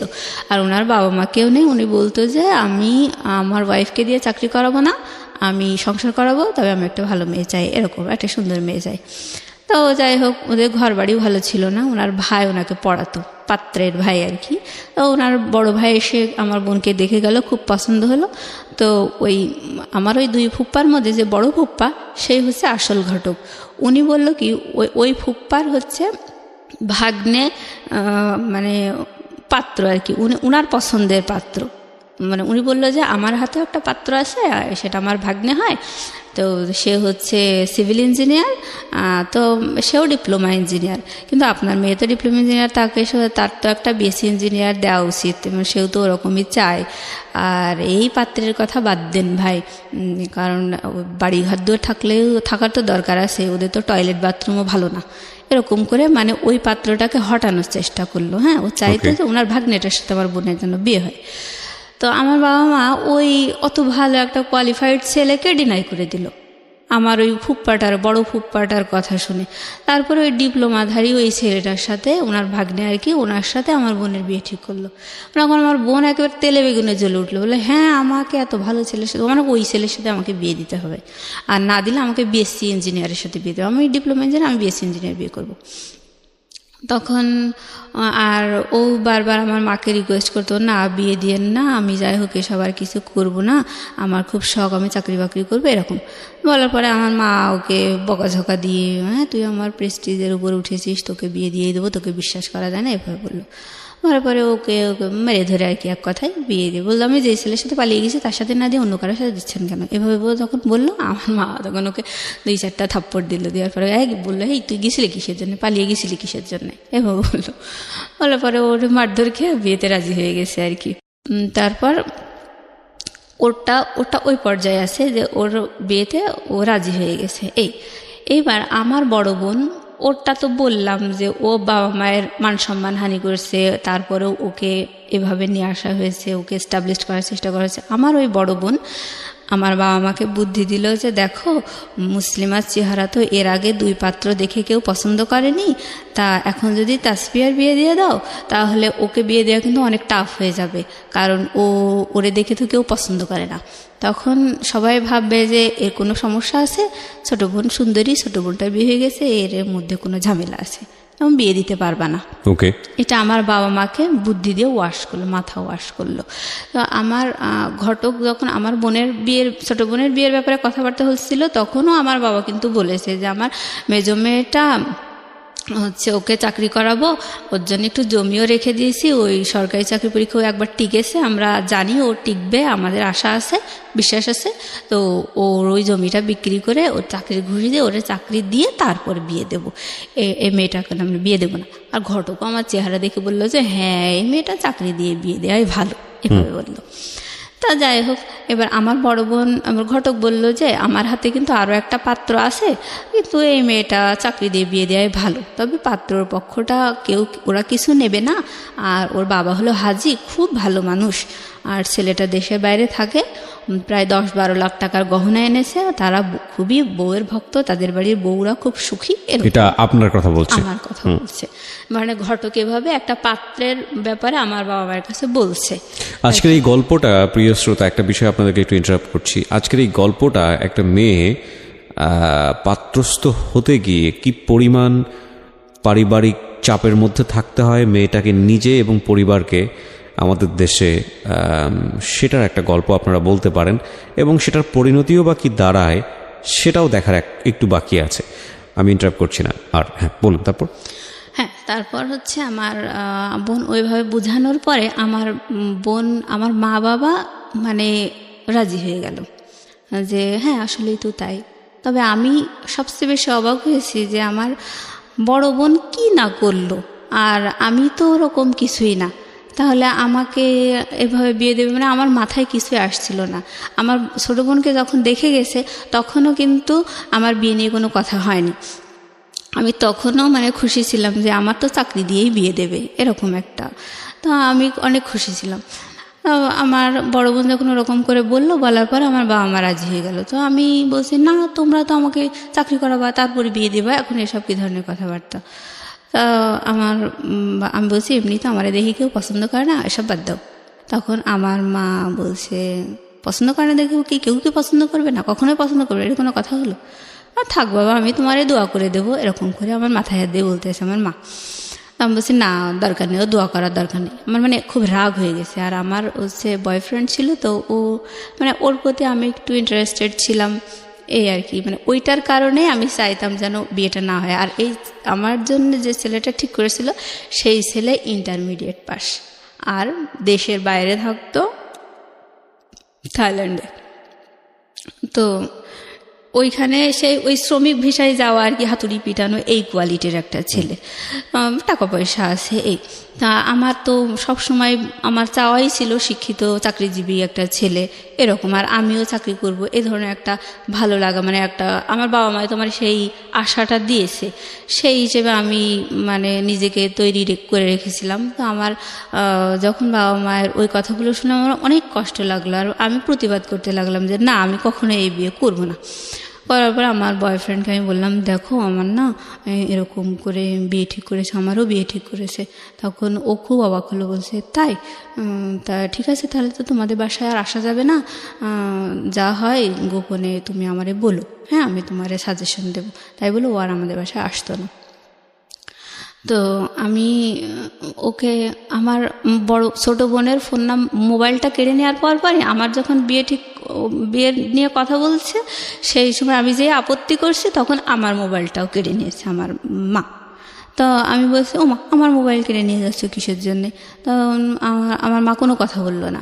না বলার পরে আমার হচ্ছে ওই মানে ক্যামেরা ফোন ছিল আর কি, তো ওইখানে আমি বলছি ঠিক আছে তাহলে সিমগুলো খুলে নাও, আর ওখানে তো মেমোরি আছে, আমি না বসে গান টান শুনবো, আমার এই ফোনটা দাও। তো সিমগুলো খুলে নিয়ে আমাকে মেমোরি সহ ফোনটা দিল। আর আমি আমার বয়ফ্রেন্ডকে বলছিলাম জানো এইভাবে না সব নিয়ে নিয়েছে। তখন ও তাড়াতাড়ি করে ওর মানি ব্যাগের ভিতর থেকে একটা ওই টেলিটক সিম বের করে আমারে দিয়েছে, দিয়ে বলছে যে যা হয় গোপনে আমারে জানাবা। তা আমি ওইভাবে মানে বাসায় গিয়ে কী হচ্ছে আমি ওকে জানাচ্ছি। জানানোর পরে ও বলছে যে ওই পাত্র যে ছেলের সাথে তোমার বিয়ে ঠিক করেছে ওই বিদেশের ওই ছেলের নাম্বারটা আমাকে দাও। এবার আমি দিলাম, দেওয়ার পরে ও ওই ছেলেকে বারবার ফোন করতো। ফোন করার পরে এখানে তো আমি তো স্বীকার করতে পারছি না যে আমার বয়ফ্রেন্ড আছে, ছেলে পক্ষকে তুমি বলতে পারছি না। তা আমি মানে খুব আমার আসলে একটা অস্বস্তিকর অবস্থার মধ্যে আমি আছি। মানে আমার বয়ফ্রেন্ডও আমাকে ভুল বুঝতেছে, বলছে ও অনেক টাকার গন্ধ শুনেছে, অনেক টাকার গল্প পেয়ে তুমিও দেখি আমার সাথে অভিনয় করা শুরু করছে, মানে ও আমাকে ভুল বুঝতেছে। হ্যাঁ, বলছে দেখো আমি তোমাকে ভুল যদি বুঝি বা তোমার প্রতি যদি আমার ভালো লাগা না থাকে তাহলে তো তোমাকে আমি বলতাম না যে আমারও বিয়ে ঠিক হয়েছে, তুমি এরকম করতেছো কিসের জন্য? মানে ও আমার বয়ফ্রেন্ডও খুব একটা পরিষ্কার মনের ছেলে ছিল না, বলে আস্তে আস্তে গল্পের মাঝে বোঝা যাবে। তো যাই হোক আমি ওকে যখন বললাম, ও বলছে যে আমি যা যা তোমাকে ডিরেকশন দেবো তুমি ঠিক তাই তাই করবা। এবার ও বলতো যে এবার আমাকে আমার ওই মানে এই পাত্রপক্ষ দেখতে আসছে, ছেলের বাবা আমাকে দেখতে এসছে, দেখতে আসার পর আমাকে দেখে খুব পছন্দ হয়েছে। পছন্দ হওয়ার পরে এবার মানে ছেলেটা বলছে যে আমার বাবার যেহেতু পছন্দ হয়েছে সুতরাং আমি মেনে নেব, আমার বাবার পছন্দ আমার পছন্দ। এই বলার পরে মানে তখন আমার মা বাবা মানে আহামরি খুশি যে আমাকে দেখে এই প্রথম একটা পাত্র পছন্দ করলো। কিন্তু পাত্রটার কোয়ালিটিটা কি, আমার কথা হচ্ছে ওইটাই, যে আমি সবসময় বলতাম যে আমার জন্য অন্তত একটা ভালো কোয়ালিটির ছেলে ঠিক করো, তারপরে সে যদি আমাকে দেখে পছন্দ না করে তখন না হয় আমি নিচের দিকে তাকাবো। তো এখন তোমরা তো শুরুতেই একেবারে রুট লেভেলের দিকে, তাই এসএসসি পাস, ইন্টারমিডিয়েট পাস, ওই বিদেশে যে হাতুড়ি পিটানো এসব কি। তো আমার মা আসলে আমার চেহারা নিয়ে তখনও মানে খুব নেগলেক্ট করে কথা বলতে লাগলো। ভাই বোন সবাই, আমি বিয়েতে মোটেই রাজি না। তো আমাকে যখন আমার মানে পাত্রের বাবা দেখে পছন্দ করলো, আমি আমার বয়ফ্রেন্ডকে বললাম দেখো আমাকে দেখে না পছন্দ করেছে। এখন তো মানে আমার কি ভালো লাগে কি না লাগে এটা তো আমার বাড়ি থেকে কেউ শুনতে চাচ্ছে না, মানে ওরা মনে করছে এটা পরম সৌভাগ্য। আর মানে এতগুলো চেষ্টার পরে যদি এরকম একটা সম্বন্ধ হয়ে যায় শেষ পর্যন্ত, সেটা আসলে সৌভাগ্যই ফ্যামিলির জন্য। হ্যাঁ হ্যাঁ, কিন্তু মানে আমার ফ্যামিলি কখনোই কিন্তু আমার চাওয়া পাওয়াগুলো শোনেইনি, মানে মূল্যায়নই জি, করেনি, আমরা সেটা জানতেই বুঝতেই পারছি। চায়নি। ধারাবাহিকভাবে যাই একটু সামনের দিকে। তারপর তো এইটাও তো বয়ফ্রেন্ডকে বললেন, টুটুলকে বললেন। হ্যাঁ, টুটুলকে বলার পরে ও বলতেছে যে ঠিক আছে, যা যা হয় তুমি আমারে জানাও। এবার হচ্ছে আমি বলছি যে ঠিক আছে, আচ্ছা আমি তোমারে জানানোর চেষ্টা করব বলে আমি আমাদের বাসা থেকে মানে একটা বাড়ি থেকে দুধ নিয়ে আসতো। হ্যাঁ, তো আমি যাইতাম ওই দুধ নিয়ে আসার জন্য, মানে রেগুলার নিত আর কি। তো ওই ফাঁকে আমি একটা গোপন জায়গায় মানে একটু ঝোপঝাড় দেখে এরকম দেখে দাঁড়ায় ওই ওর যে সিমটা আমাকে দিয়ে গেছিলো ওই সিমটা ওপেন করে একটু কথা বলতাম যে বাড়িতে এই সমস্যা হচ্ছে, তুমি কিন্তু ভুলেও ওই ছেলেকে ফোন করবা না, মানে ওটা আমার উপরেই চাপ আসতেছে, তো তুমি যেন ভুলেও ফোন দিও না। কিন্তু ও বারবার ফোন দেয় আর বলে যে মেয়ের সাথে আপনার বিয়ে ঠিক হয়েছে, ওই মেয়ের কাছ থেকে সরে যান, এই সে এরকম বলে। বলার পরে ওই ছেলেটা আবার আমার মানে ঘটককে জানাই দেয়, ঘটক আবার আমাদেরকে বলে দেয় এরকম ডিস্টার্ব হচ্ছে, কে সেই ছেলেটা? তখন আমার বাবা মা বলে যে না, আসলে এই 10টা শত্রুর মধ্যে বসবাস করি, এরকম হয়তো কেউ শত্রুতা করছে। এই তো ছেলেটা কে ছিল? ছেলেটা মানে মানে যে ইনফর্ম করতো আপনার সম্পর্কে? ওটা আমার বয়ফ্রেন্ড আর কি। মানে টুটুলি তো ছিল? হ্যাঁ, টুটুলি ছিল। এটা করে যাতে করে ভাঙা যায় আর কি বিয়েটা। কিন্তু ও ওরকম করে বলার পরে আমি বারবার বলছি যে দেখো আমার কিন্তু এঙ্গেজমেন্ট করাতে চাচ্ছে ছেলেটা, দেশের বাইরে আছে, সে 6-7 মাস পরে দেশে আসবে, তারপর বিয়ে হবে, আমার তো এঙ্গেজমেন্ট করাতে চাচ্ছে, তুমি এত ব্যস্ত হচ্ছে কিসের জন্য? আচ্ছা, তা ওর মাথায় কাজ করে না।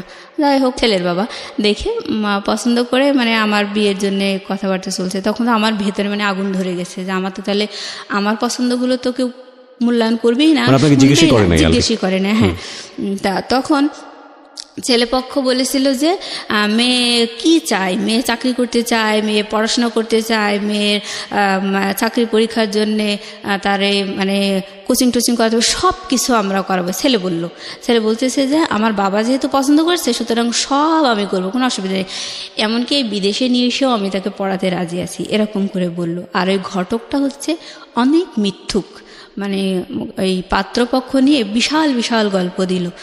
আমার বাবা মা কোনো কিছু যাচাই করলো না, সব ওই ঘটকের কথা বিশ্বাস করেই আমার বিয়ের জন্য ফাইনাল কথা দিয়ে দিল যে হ্যাঁ আপনারা আসেন এঙ্গেজমেন্টের জন্য। ছেলেকে দেখেনি? না, দেখেনি। ছেলেকে না দেখে তো আমি মানে বুঝুন যে কি বলবো, মানে যদি ওর কথা সত্যি হয়ে থাকে তাহলে ও পরিবারকে আসলে বোঝাচ্ছিল। একটা কথা আছে বাঙালি সংস্কৃতিতে, কন্যা দায়গ্রস্ত পিতা, এটা একটা মারাত্মক শব্দ। আমরা এখন অনেক আধুনিক সমাজে বসবাস করি এবং এই আধুনিক সমাজে এই ধরনের শব্দ, এই ধরনের কথা অত্যন্ত বেমানান। কিন্তু ভুলে গেলে চলবে না আমাদের এই শহরকেন্দ্রিক জীবন কিংবা ঢাকা শহরকেন্দ্রিক জীবন, এটা এই যে সেই জীবন বা সেই জীবনের মধ্যে কতজন মানুষের পার্টিসিপেশন, সেটার সংখ্যা আসলে খুব কম। আপনি প্রান্তিক পর্যায়ে গেলে ও যে গল্পগুলো এখানে করছে সেটার অনেক মিলই আপনি খুঁজে পাবেন। জি, তো যাই হোক, আমি মানে আমি চাইতাম যে ছেলেটাকে দেখতে, আর আমার নিজের গায়ের রং কালো দেখে আমার খুব শখ হতো আমার হাজব্যান্ডের যেন ফর্সা হয়, সুন্দর হয়, এরকম একটা শখ আমার ছিল। আমি বলছি যে আমার মাকে যে আচ্ছা আপনারা, আমাকে তো ছেলেপক্ষ দেখে গেল, পছন্দ করলো, তা আপনারা ছেলে দেখবেন না, আর আমি ছেলে না দেখে আমাকে বিয়ে দিয়ে দেবেন? তখন আমার মা মানে যেটা বললো, আমি কখনো বলতে পারবো না কথাটা। আমাকে আমার মা বলছে যে তোমার চেহারা দেখলে তো আর বিয়ে হবে না। এর মানে এটা আমার সারা জীবনের একটা বিশাল আঘাতের কথা। আপনার মা বলেছে যে তোমার চেহারা দেখলে তো আর বিয়ে হবে না? হ্যাঁ, এটা বলেছে। আর এই কথা শুনে মানে আমার প্রতিবাদ করার কোনো ভাষা ছিল আপনি এই না। চেহারা নিয়ে শুরু থেকে যে পর্যন্ত মানে কথা বলছেন, সেখানে মানুষের একটা পারসেপশন হতে পারে যে আপনি দেখতে আসলে কুশ্রী, এতটাই কুশ্রী যে আপনার দিকে তাকানো যায় না। বিষয়টা কিন্তু তা না শ্রোতা, ও দেখতে যথেষ্ট সুন্দর এবং সৃষ্টিকর্তা ওকে বানিয়েছেন। সৃষ্টিকর্তা প্রত্যেককেই কোনো গুণ দিয়ে দুনিয়াতে পাঠান, সুতরাং কোনো সৃষ্টিকেই অসুন্দর বলার কোনো সাহস ধৃষ্টতা আমাদের কারোরই থাকা উচিত নয়। তারপরেও যদি গড়পরতা চোখে যদি আমরা বলার চেষ্টা করি যে একটা মানুষ দেখতে কীরকম, সাদা না কালো, সুন্দর না কুশ্রী, সেই জায়গাটা থেকে ও মোটেও কুশ্রী নয়। আপনি অনুমতি দিলে আমি অনুষ্ঠানের কোনো একটা সময় আপনার একটা ছবি আমরা আমাদের ফেসবুকে বা ইউটিউবে দিব, সেখানে যদি আপনার অনুমতি থাকে। হ্যাঁ ইনশাল্লাহ, অবশ্যই। কারণ আমি চেহারা নিয়ে যতটাই আমি নেগলেক্টেড হয়েছি না কেন, কখনো আমি নিজেকে ভাবতাম না যে আমি আসলেই কুৎসিত। এটা আপনি আমি কখনো কখনো ভাবতেন না? ভাবতাম না। আচ্ছা। তো আমার মায়ের কথাটা শুনে এতটা কষ্ট লাগলো বলে আমি চুপ করে মানে কিছু বলিনি, না বলে আমি রুমে দিয়ে মানে উপর হয়ে শুয়ে কাঁদছি, মানে ভুলতে পারছি না কথাটা। তারপর এভাবে আসলে বলার পরে বেশ কয়েকদিন ধরে আমি বারবারই মানে বিয়ের জন্য আপত্তি করছি। মানে আমার খুবই শখ, মানে মাই হার্ট অ্যান্ড সোল, আমি চাইতাম আমার হাজব্যান্ডের যেন ভালো শিক্ষিত চাকরিজীবী, মানে একেবারে প্রাণের দাবি মতো। তো আমি সবসময় বলছি যে ও কেমন ছেলে ঠিক করেছে, আমার পছন্দ না, ও বিদেশে থাকে, কেমন শিক্ষিত না। তখন এরকম আমার মা বুঝায় যে তোর কি চেহারা, বারবার এরকম করে বলে। আমার ছোট বোন বলতেছে যে ওই তারেকের মতো অত বাজে চেহারার একটা ছেলেও যে তোকে দেখে পছন্দ করলো না, তারপরে তাহলে তোরা তো শখ হয় কি করে, তুই ভালো চেহারার ছেলে চাস, তোর শখ হয় কি করে, তুই নিজের যোগ্যতাটা দেখবি না, এটা বললো। আর বড় বোন বলছে যে কয়েকদিন পরে তো তাসফিয়ার গায়ে হলুদ, তো হচ্ছে তখন মানে আমি বারবার বিয়েতে আপত্তি করছি, আর আমার বয়ফ্রেন্ড ওখানে ফোন করছে, ফোন করে ডিস্টার্ব করছে। তো এক পর্যায়ে ওরা খুব রেগে যায়, রেগে যেয়ে বলছে যে না, মেয়ের নামে অনেক কথাবার্তা শুনছি, থাকে আমরা আর এগোবো না, এরকম অবস্থা। তো সেই সময় আমার বাসা থেকে আমাকে মারধর করছে। আমার বাসাতে জানতো যে ও আমার বয়ফ্রেন্ড, হ্যাঁ, এগুলো অলরেডি জেনে গেছে। আমাকে মানে ওকেই দোষারোপ করতেছে আর আমাকে মারধর করতেছে। আর আমি ওকে বারবার বলছি তুমি যেন ভুলে ওখানে ফোন দিও না, বারবার আমার বাসায় প্রেশার আসতেছে। আর আমি তো বলছি যে আমার বিয়েটা হবে না, আমার তো এঙ্গেজমেন্ট করাবে, তাহলে তুমি এত বাড়াবাড়ি করতেছো কিসের? টুটুলকে বলছেন? তারপরে ও কথা শুনে না। তারপর আমি এরকম বলার পরে বাসা থেকে ওই আপত্তি করছি বারবার। আমি বলছি যে না, আমারে তো চাকরি করাবে, তা আমার যেটা জমি রেখে দিয়েছে, তাহলে আমি চাকরি করব, তারপর বিয়ে হবে। মানে আমার এক্সপেকটেশনের কোনো মূল্য নেই। আমার ভাই বলছে হ্যাঁ না, তোকে চাকরি দেওয়া হবে না, তোকে বিয়েই দেওয়া হবে। আর বাবা বলতেছে তোকে তো চাকরি দেব না, তোর জন্য জমি রাখছি, না তোর জমি বিক্রি করে তোরে চাকরি দেব না, তুই ওই হাজির বাড়িতে বউ হয়ে যাবি, ওখানে রান্না বান্না করবি, খাবি দাবি, তো তুই তোর চিন্তা বাদ, তুই ওইখানেই যাবি, তোর বিয়ে দিয়ে দেওয়া হবে। এক কথায় মানে খুব মানে ঝেড়ে ফেলে দেওয়ার মতো একটা আচরণ এরকম করে বলল। তো পাত্রপক্ষ বললো যে মেয়ের নামে এইসব উল্টোপাল্টা শুনছি, বাদ দেন না, আমি এইসবের মধ্যে আর নেই। তারপরে এসবের মধ্যে নেই মানে এইসবের মধ্যে মানে বয়ফ্রেন্ড বারবার ওকে ফোন টোন করতেছে, ঝামেলা করতেছে। তখন মনে করছে যে আমার বোধহয় আসলেই বয়ফ্রেন্ড আছে। ও যখন ফোন করতো আমার বয়ফ্রেন্ড, তখন ওই সাথে সাথে মানে রিপ্লাই আসতো ওই থাইল্যান্ড থেকে যে এই আমার এরকম নাম্বার থেকে ফোন করছে, এই বলেছে, বারবার ওই মেয়েকে বিয়ে করতে নিষেধ করে, কি সমস্যা, আমি এসবের মধ্যে এখন আর নেই, এরকম করে বলতো। তারপরে ঘটক শুধু বারবার অনুরোধ করতো, বলতো যে ওরা নানান শত্রুর মধ্যে বসবাস করে, এরকম হয়তো কেউ ডিস্টার্ব করতে পারে, ওর বড় বোনের এরকম উঠায় নিয়ে গেছে, এরকম করে বলছে বাবা তুমি টেনশন করো না, এরকম করে বলছে। কিন্তু আমার বাড়ি থেকে সবাই বুঝতে পারছে যে টুটুল এরকম ঝামেলা করতেছে। তো আমি তো পরে ঘটক আমাকে ফোন দিয়ে বলছে যে দেখো এরকম সমস্যা হচ্ছে, তা বিষয়টা কি। তখন আমি ক্লিয়ার খুলে বলছি যে দেখেন আমার কি পছন্দ, আমার কি ভালো লাগে, এটা কিন্তু আপনারা কেউই শোনার প্রয়োজন মনে করেননি। আমি সবসময় চাই একটা ভালো শিক্ষিত চাকরিজীবী ছেলে হবে, এরকম। আপনারা তো কেউ কানেই তুলছেন না। আর আমার কেউ জিজ্ঞাসা করলেন না যে ওই ছেলেটা আমার আদৌ পছন্দ কিনা। তখন ওই ঘটক বলছে, ও তাহলে তো ওই ছেলেটা মানে থাইল্যান্ডে বারবার ওই পাত্রের কাছে ফোন করছে আর মানে বিয়েতে নিষেধ করতেছে, তাহলে তো তোমার কথার সাথে আমি মিল পাচ্ছি যে সেই ছেলেটাও শিক্ষিত, মানে ভালো ছেলে, অনেক উল্টোপাল্টা কথা বলছে, আর তোমারও তো দেখি এখানে আসলেই আপত্তি, আমি তো দেখি টুকটাক মিল পাচ্ছি, এরকম বলছে। বলার পরে তখন আমার বাবা বিশাল ক্ষেপে গেছে আমার কথাগুলো শুনে। আমি যে ঘটককে যেভাবে বললাম কথাগুলো, ওটা আমার বাবার পাশে বসে বলছে, মানে আমাকে একদম জিম্মি করে রাখছে। আমাকে যখন একটু ফোনে কথা বলতে দিত তখন মানে আমার বাবা, আমার মা, আমার বোন, ভাই সবাই আমার সামনে বসে থাকতো, আর আমার কাছে রোবটের মতো যা দুটো কথা শিখাই দিত মানে ওগুলোই আমাকে বলতে হতো। এরকম আমি যে নিজস্ব কিছু কথা বলবো সেটা বলার কোনো সুযোগ নেই, আমাকে পুতুলের মতো যা শিখাই দেবে তাই আমাকে বলতে হবে। তা আমার বাবা বলছে যে বলো সব। তখন ঘটক যেভাবে বলল যে তোমার তো দেখি এখানে মত নেই, তখন আমার আব্বা আমাকে ধমক দিয়ে বলল, এই সব কী কথা বলছিস, তুই বল যে আমার বাবা যা করবে আমি তাতেই রাজি। আমাকে আমার মা পেছন দিক থেকে চুলের মুঠি ধরে একটু খেসে টেসে দিল, এরকম মানে মারধর করলো, চড়চাপড় মারলো আপনার গায়ে। হ্যাঁ। তারপরে আমি বাবার কথাই বললাম যে ঠিক আছে, আমার এরকম শখ ছিল ঠিকই, কিন্তু আমি চাই বাবা যা করবে তাই, মানে বাধ্য হয়ে বললাম আর কি। মানে রাজি হয়ে গেলেন এবং ছেলেটাকে তখনও আপনি দেখেননি? না, তখনও দেখিনি।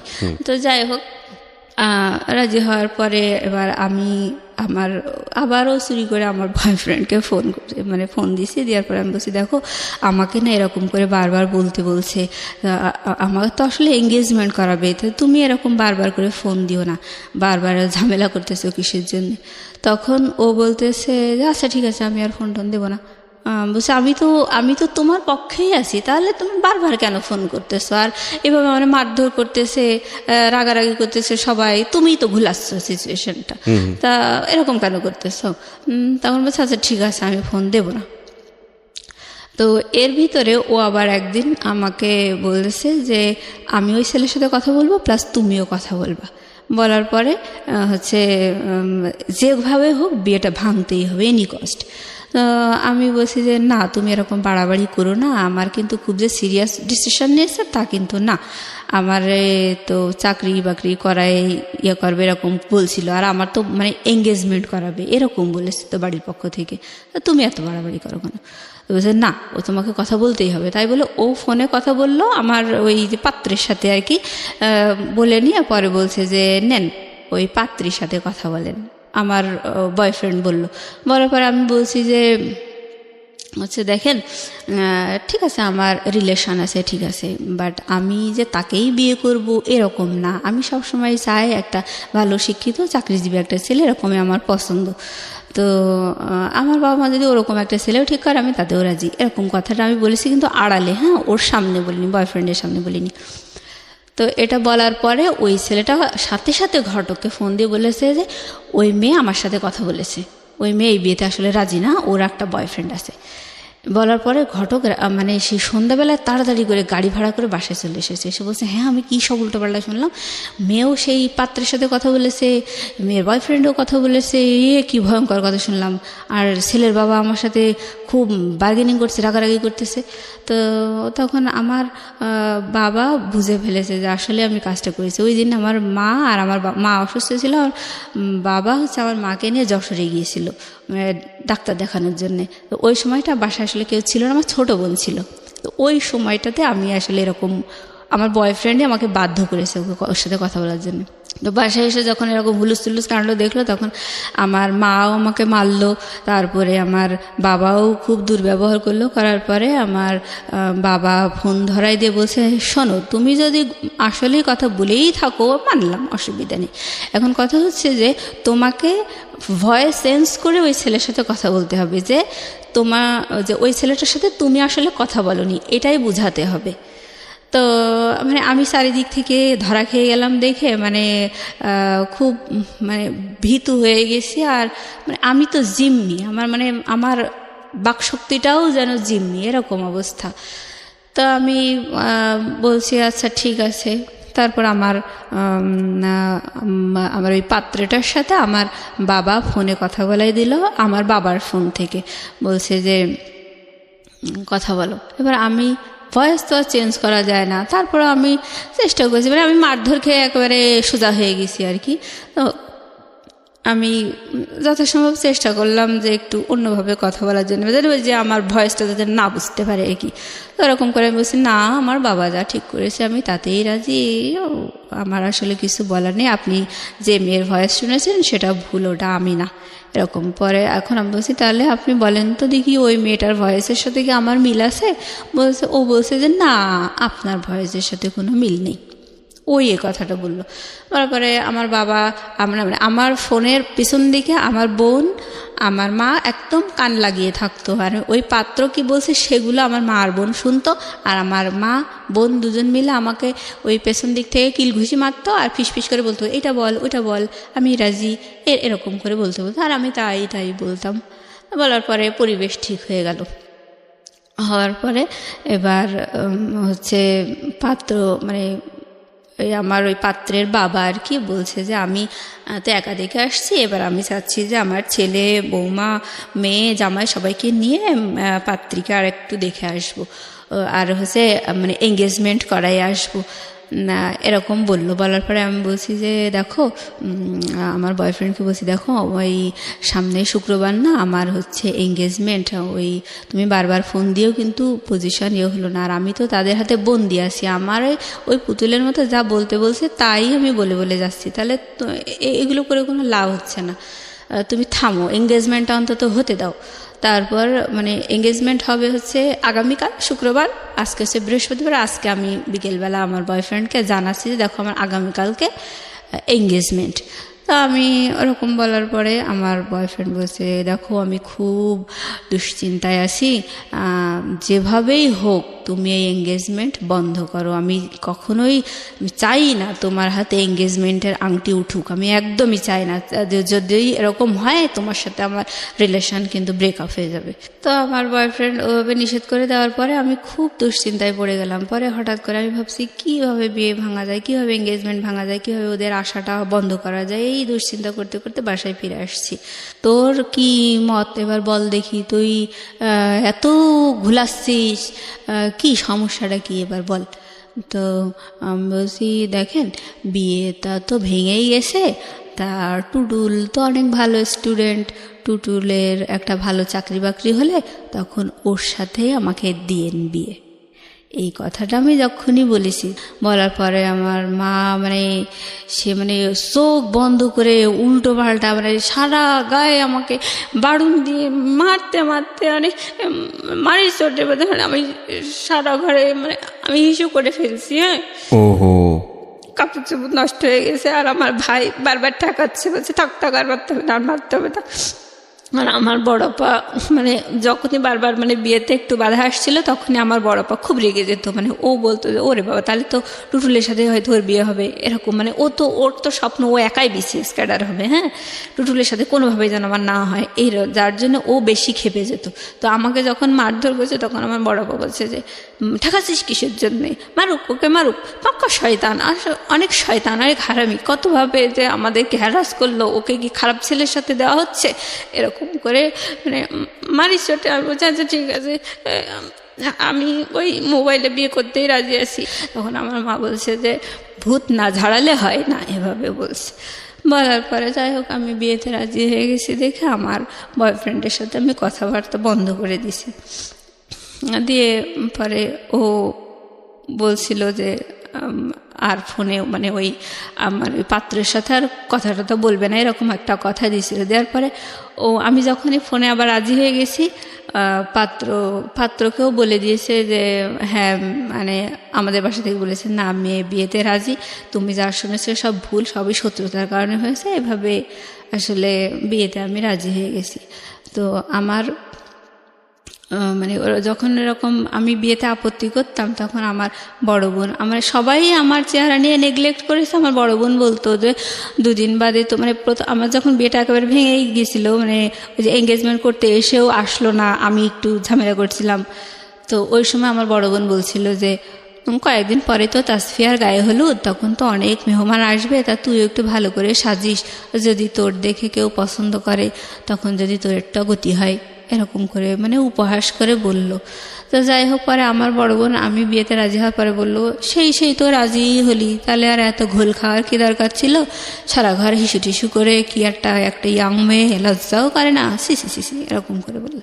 যাই হোক, আমি তখন মানে নিজে কোথায় যেন হারিয়ে গেছি, এরকম সবাই দুর্ব্যবহার করে আমাকে বিয়েতে রাজি করালো। আর আমি যখন আপত্তি করতাম, তখন আমার বাবাও ঘটককে বলতো যে ভাই আপনি টেনশন করেন না, আমার ছোট মেয়েটার বিয়ে হয়ে গেলে ওকে আমি বাড়ি থেকে বের করে দেব, ও কোনো দারোয়ান টারোয়ান ধরে নিকি করে থাকতে যাক, ওরে আমি বাড়ি থেকে বের করে দেব।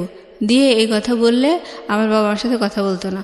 তারপরে আমাকে পরে একদিন সকালবেলা ওরকম আবার ওরকম করে কথা বললো, বলে আমার গলা টিপে ধরে বললো যে মরতে পারিস না, এরকম করে তোর আমি বাড়ি থেকে বের করি। তো যাই হোক, আমি মারধর করার পরে আমি চারিদিক থেকে মানে জিম্মি হয়ে গেলাম, আমি বিয়েতে রাজি হয়ে গেছি। এবার আমার বিয়েটার ডেট পড়লো হচ্ছে জানুয়ারির 7 তারিখ 2011 সাল।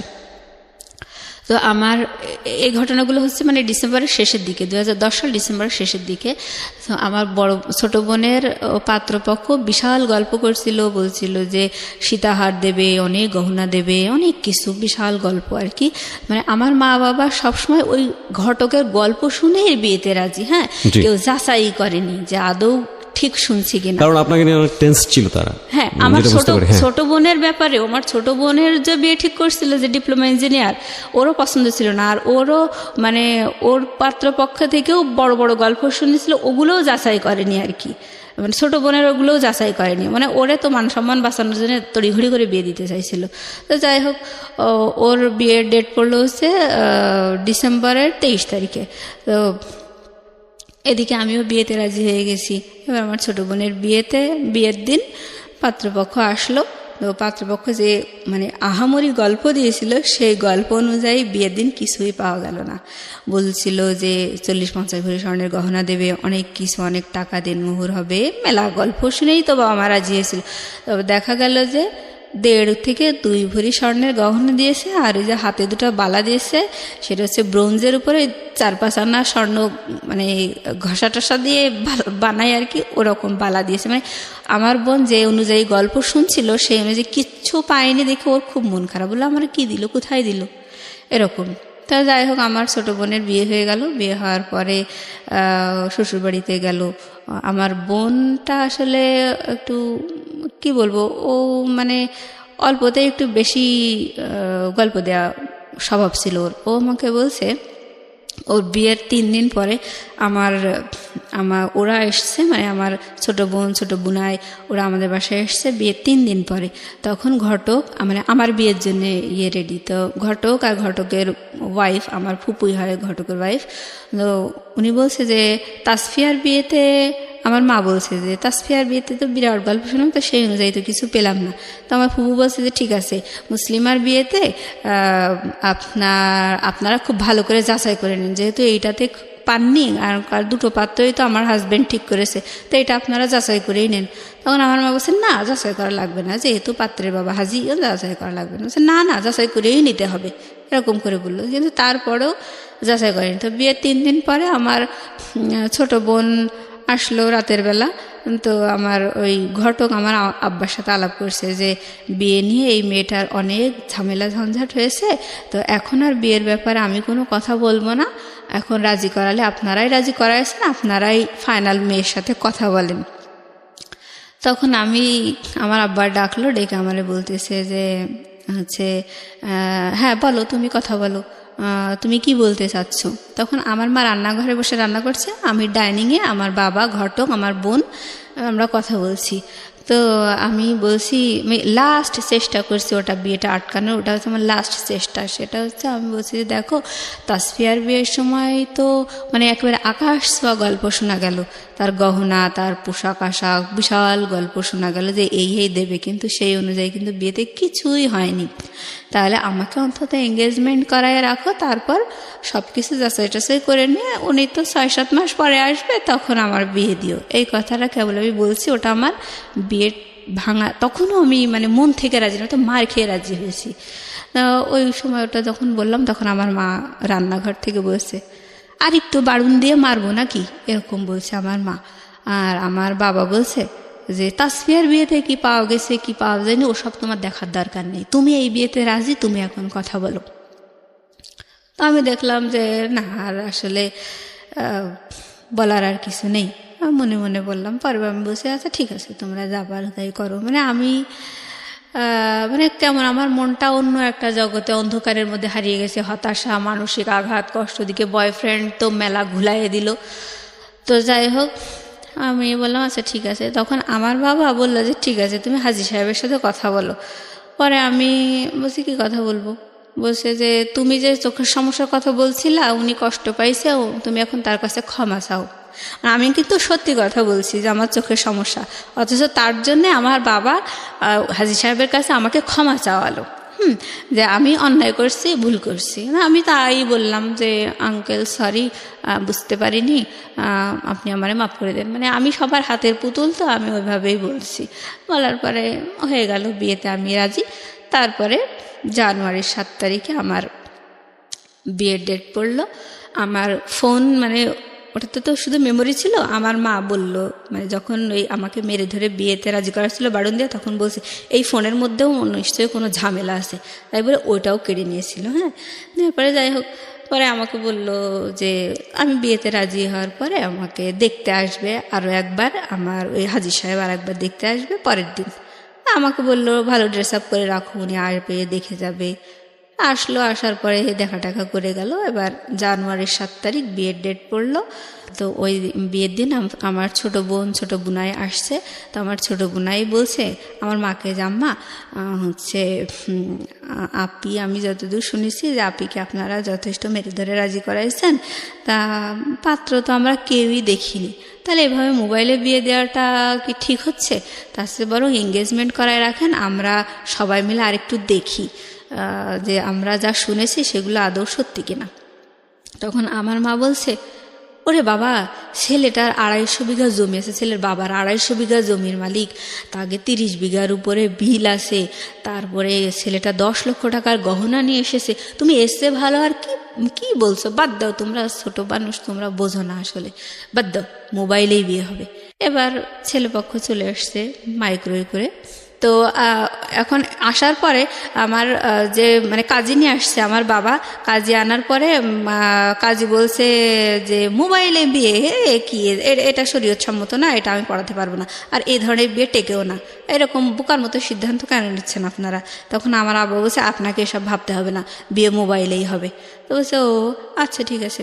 তাই বলে মনে করেন ওই কাজী যে রেজিস্টার খাতা, মানে বিয়ে টিয়ে লেখালেখি, ওই রেজিস্টারে আমার নাম ঠিকানা সব কিছু লিখলো, পাত্রের বাবাও পাত্রের নাম ঠিকানা সব কিছু লিখলো, আর ঘটক হচ্ছে উকিল, আর এরকম, আর হচ্ছে মানে আমার বাবা, তারপরে পাত্রের মামা, এরা পাত্রের ভাই, এরা হচ্ছে বিয়ের সাক্ষী। হওয়ার পরে আমাকে মানে এসেছে আমার কাজী প্লাস ওই পাত্রপক্ষের লোকজন, মানে আমার রুমে আসছে, এসে ওগুলো সই টই সব করা আছে, আমি সই করে দিয়েছি, এই পাত্রের ঠিকানা এইগুলো বলে টলে বলছে আপনি কি রাজি, আপনি কি কবুল বলছেন? তখন আমি বলছি যে কবুল। ছেলেটাকে দেখেন? না না না না, আমি দেখিনি। আমি মোবাইলে কবুল বলিনি, আমি কবুল বলছি হচ্ছে কাজীর সামনে। ও কাজী, ওখানে আমার বাবা, তারপর কাজী, ঘটক, মানে পাত্রের বাবা, পাত্রের ভাই, এগুলো সবাই আমার রুমে, সবাই দেখছে যে আমাকে কবুল পড়াচ্ছে, আমি কবুল বলছি। তখন মোবাইল ছিল না কানে? না, আমি ছেলেটাও শুনে নাই? না না না, ছেলেটাও শুনে নাই। তা আমি এভাবে কবুল বলছি, আমাকে 3 বার কবুল বলতে বললো, আমি 3 বার কবুল বললাম। বলার পরে ওনারা আমার রুম থেকে বেরিয়ে গেল। তা দেনমোহর করছিল 1 লক্ষ টাকা। তো এভাবে আমি আর কবুল বলানো, আমি ওদের সামনে কবুল বলছি, আমি ফোনে কবুল বলি নাই, আমার কবুল বলার সাক্ষী না ওনারা।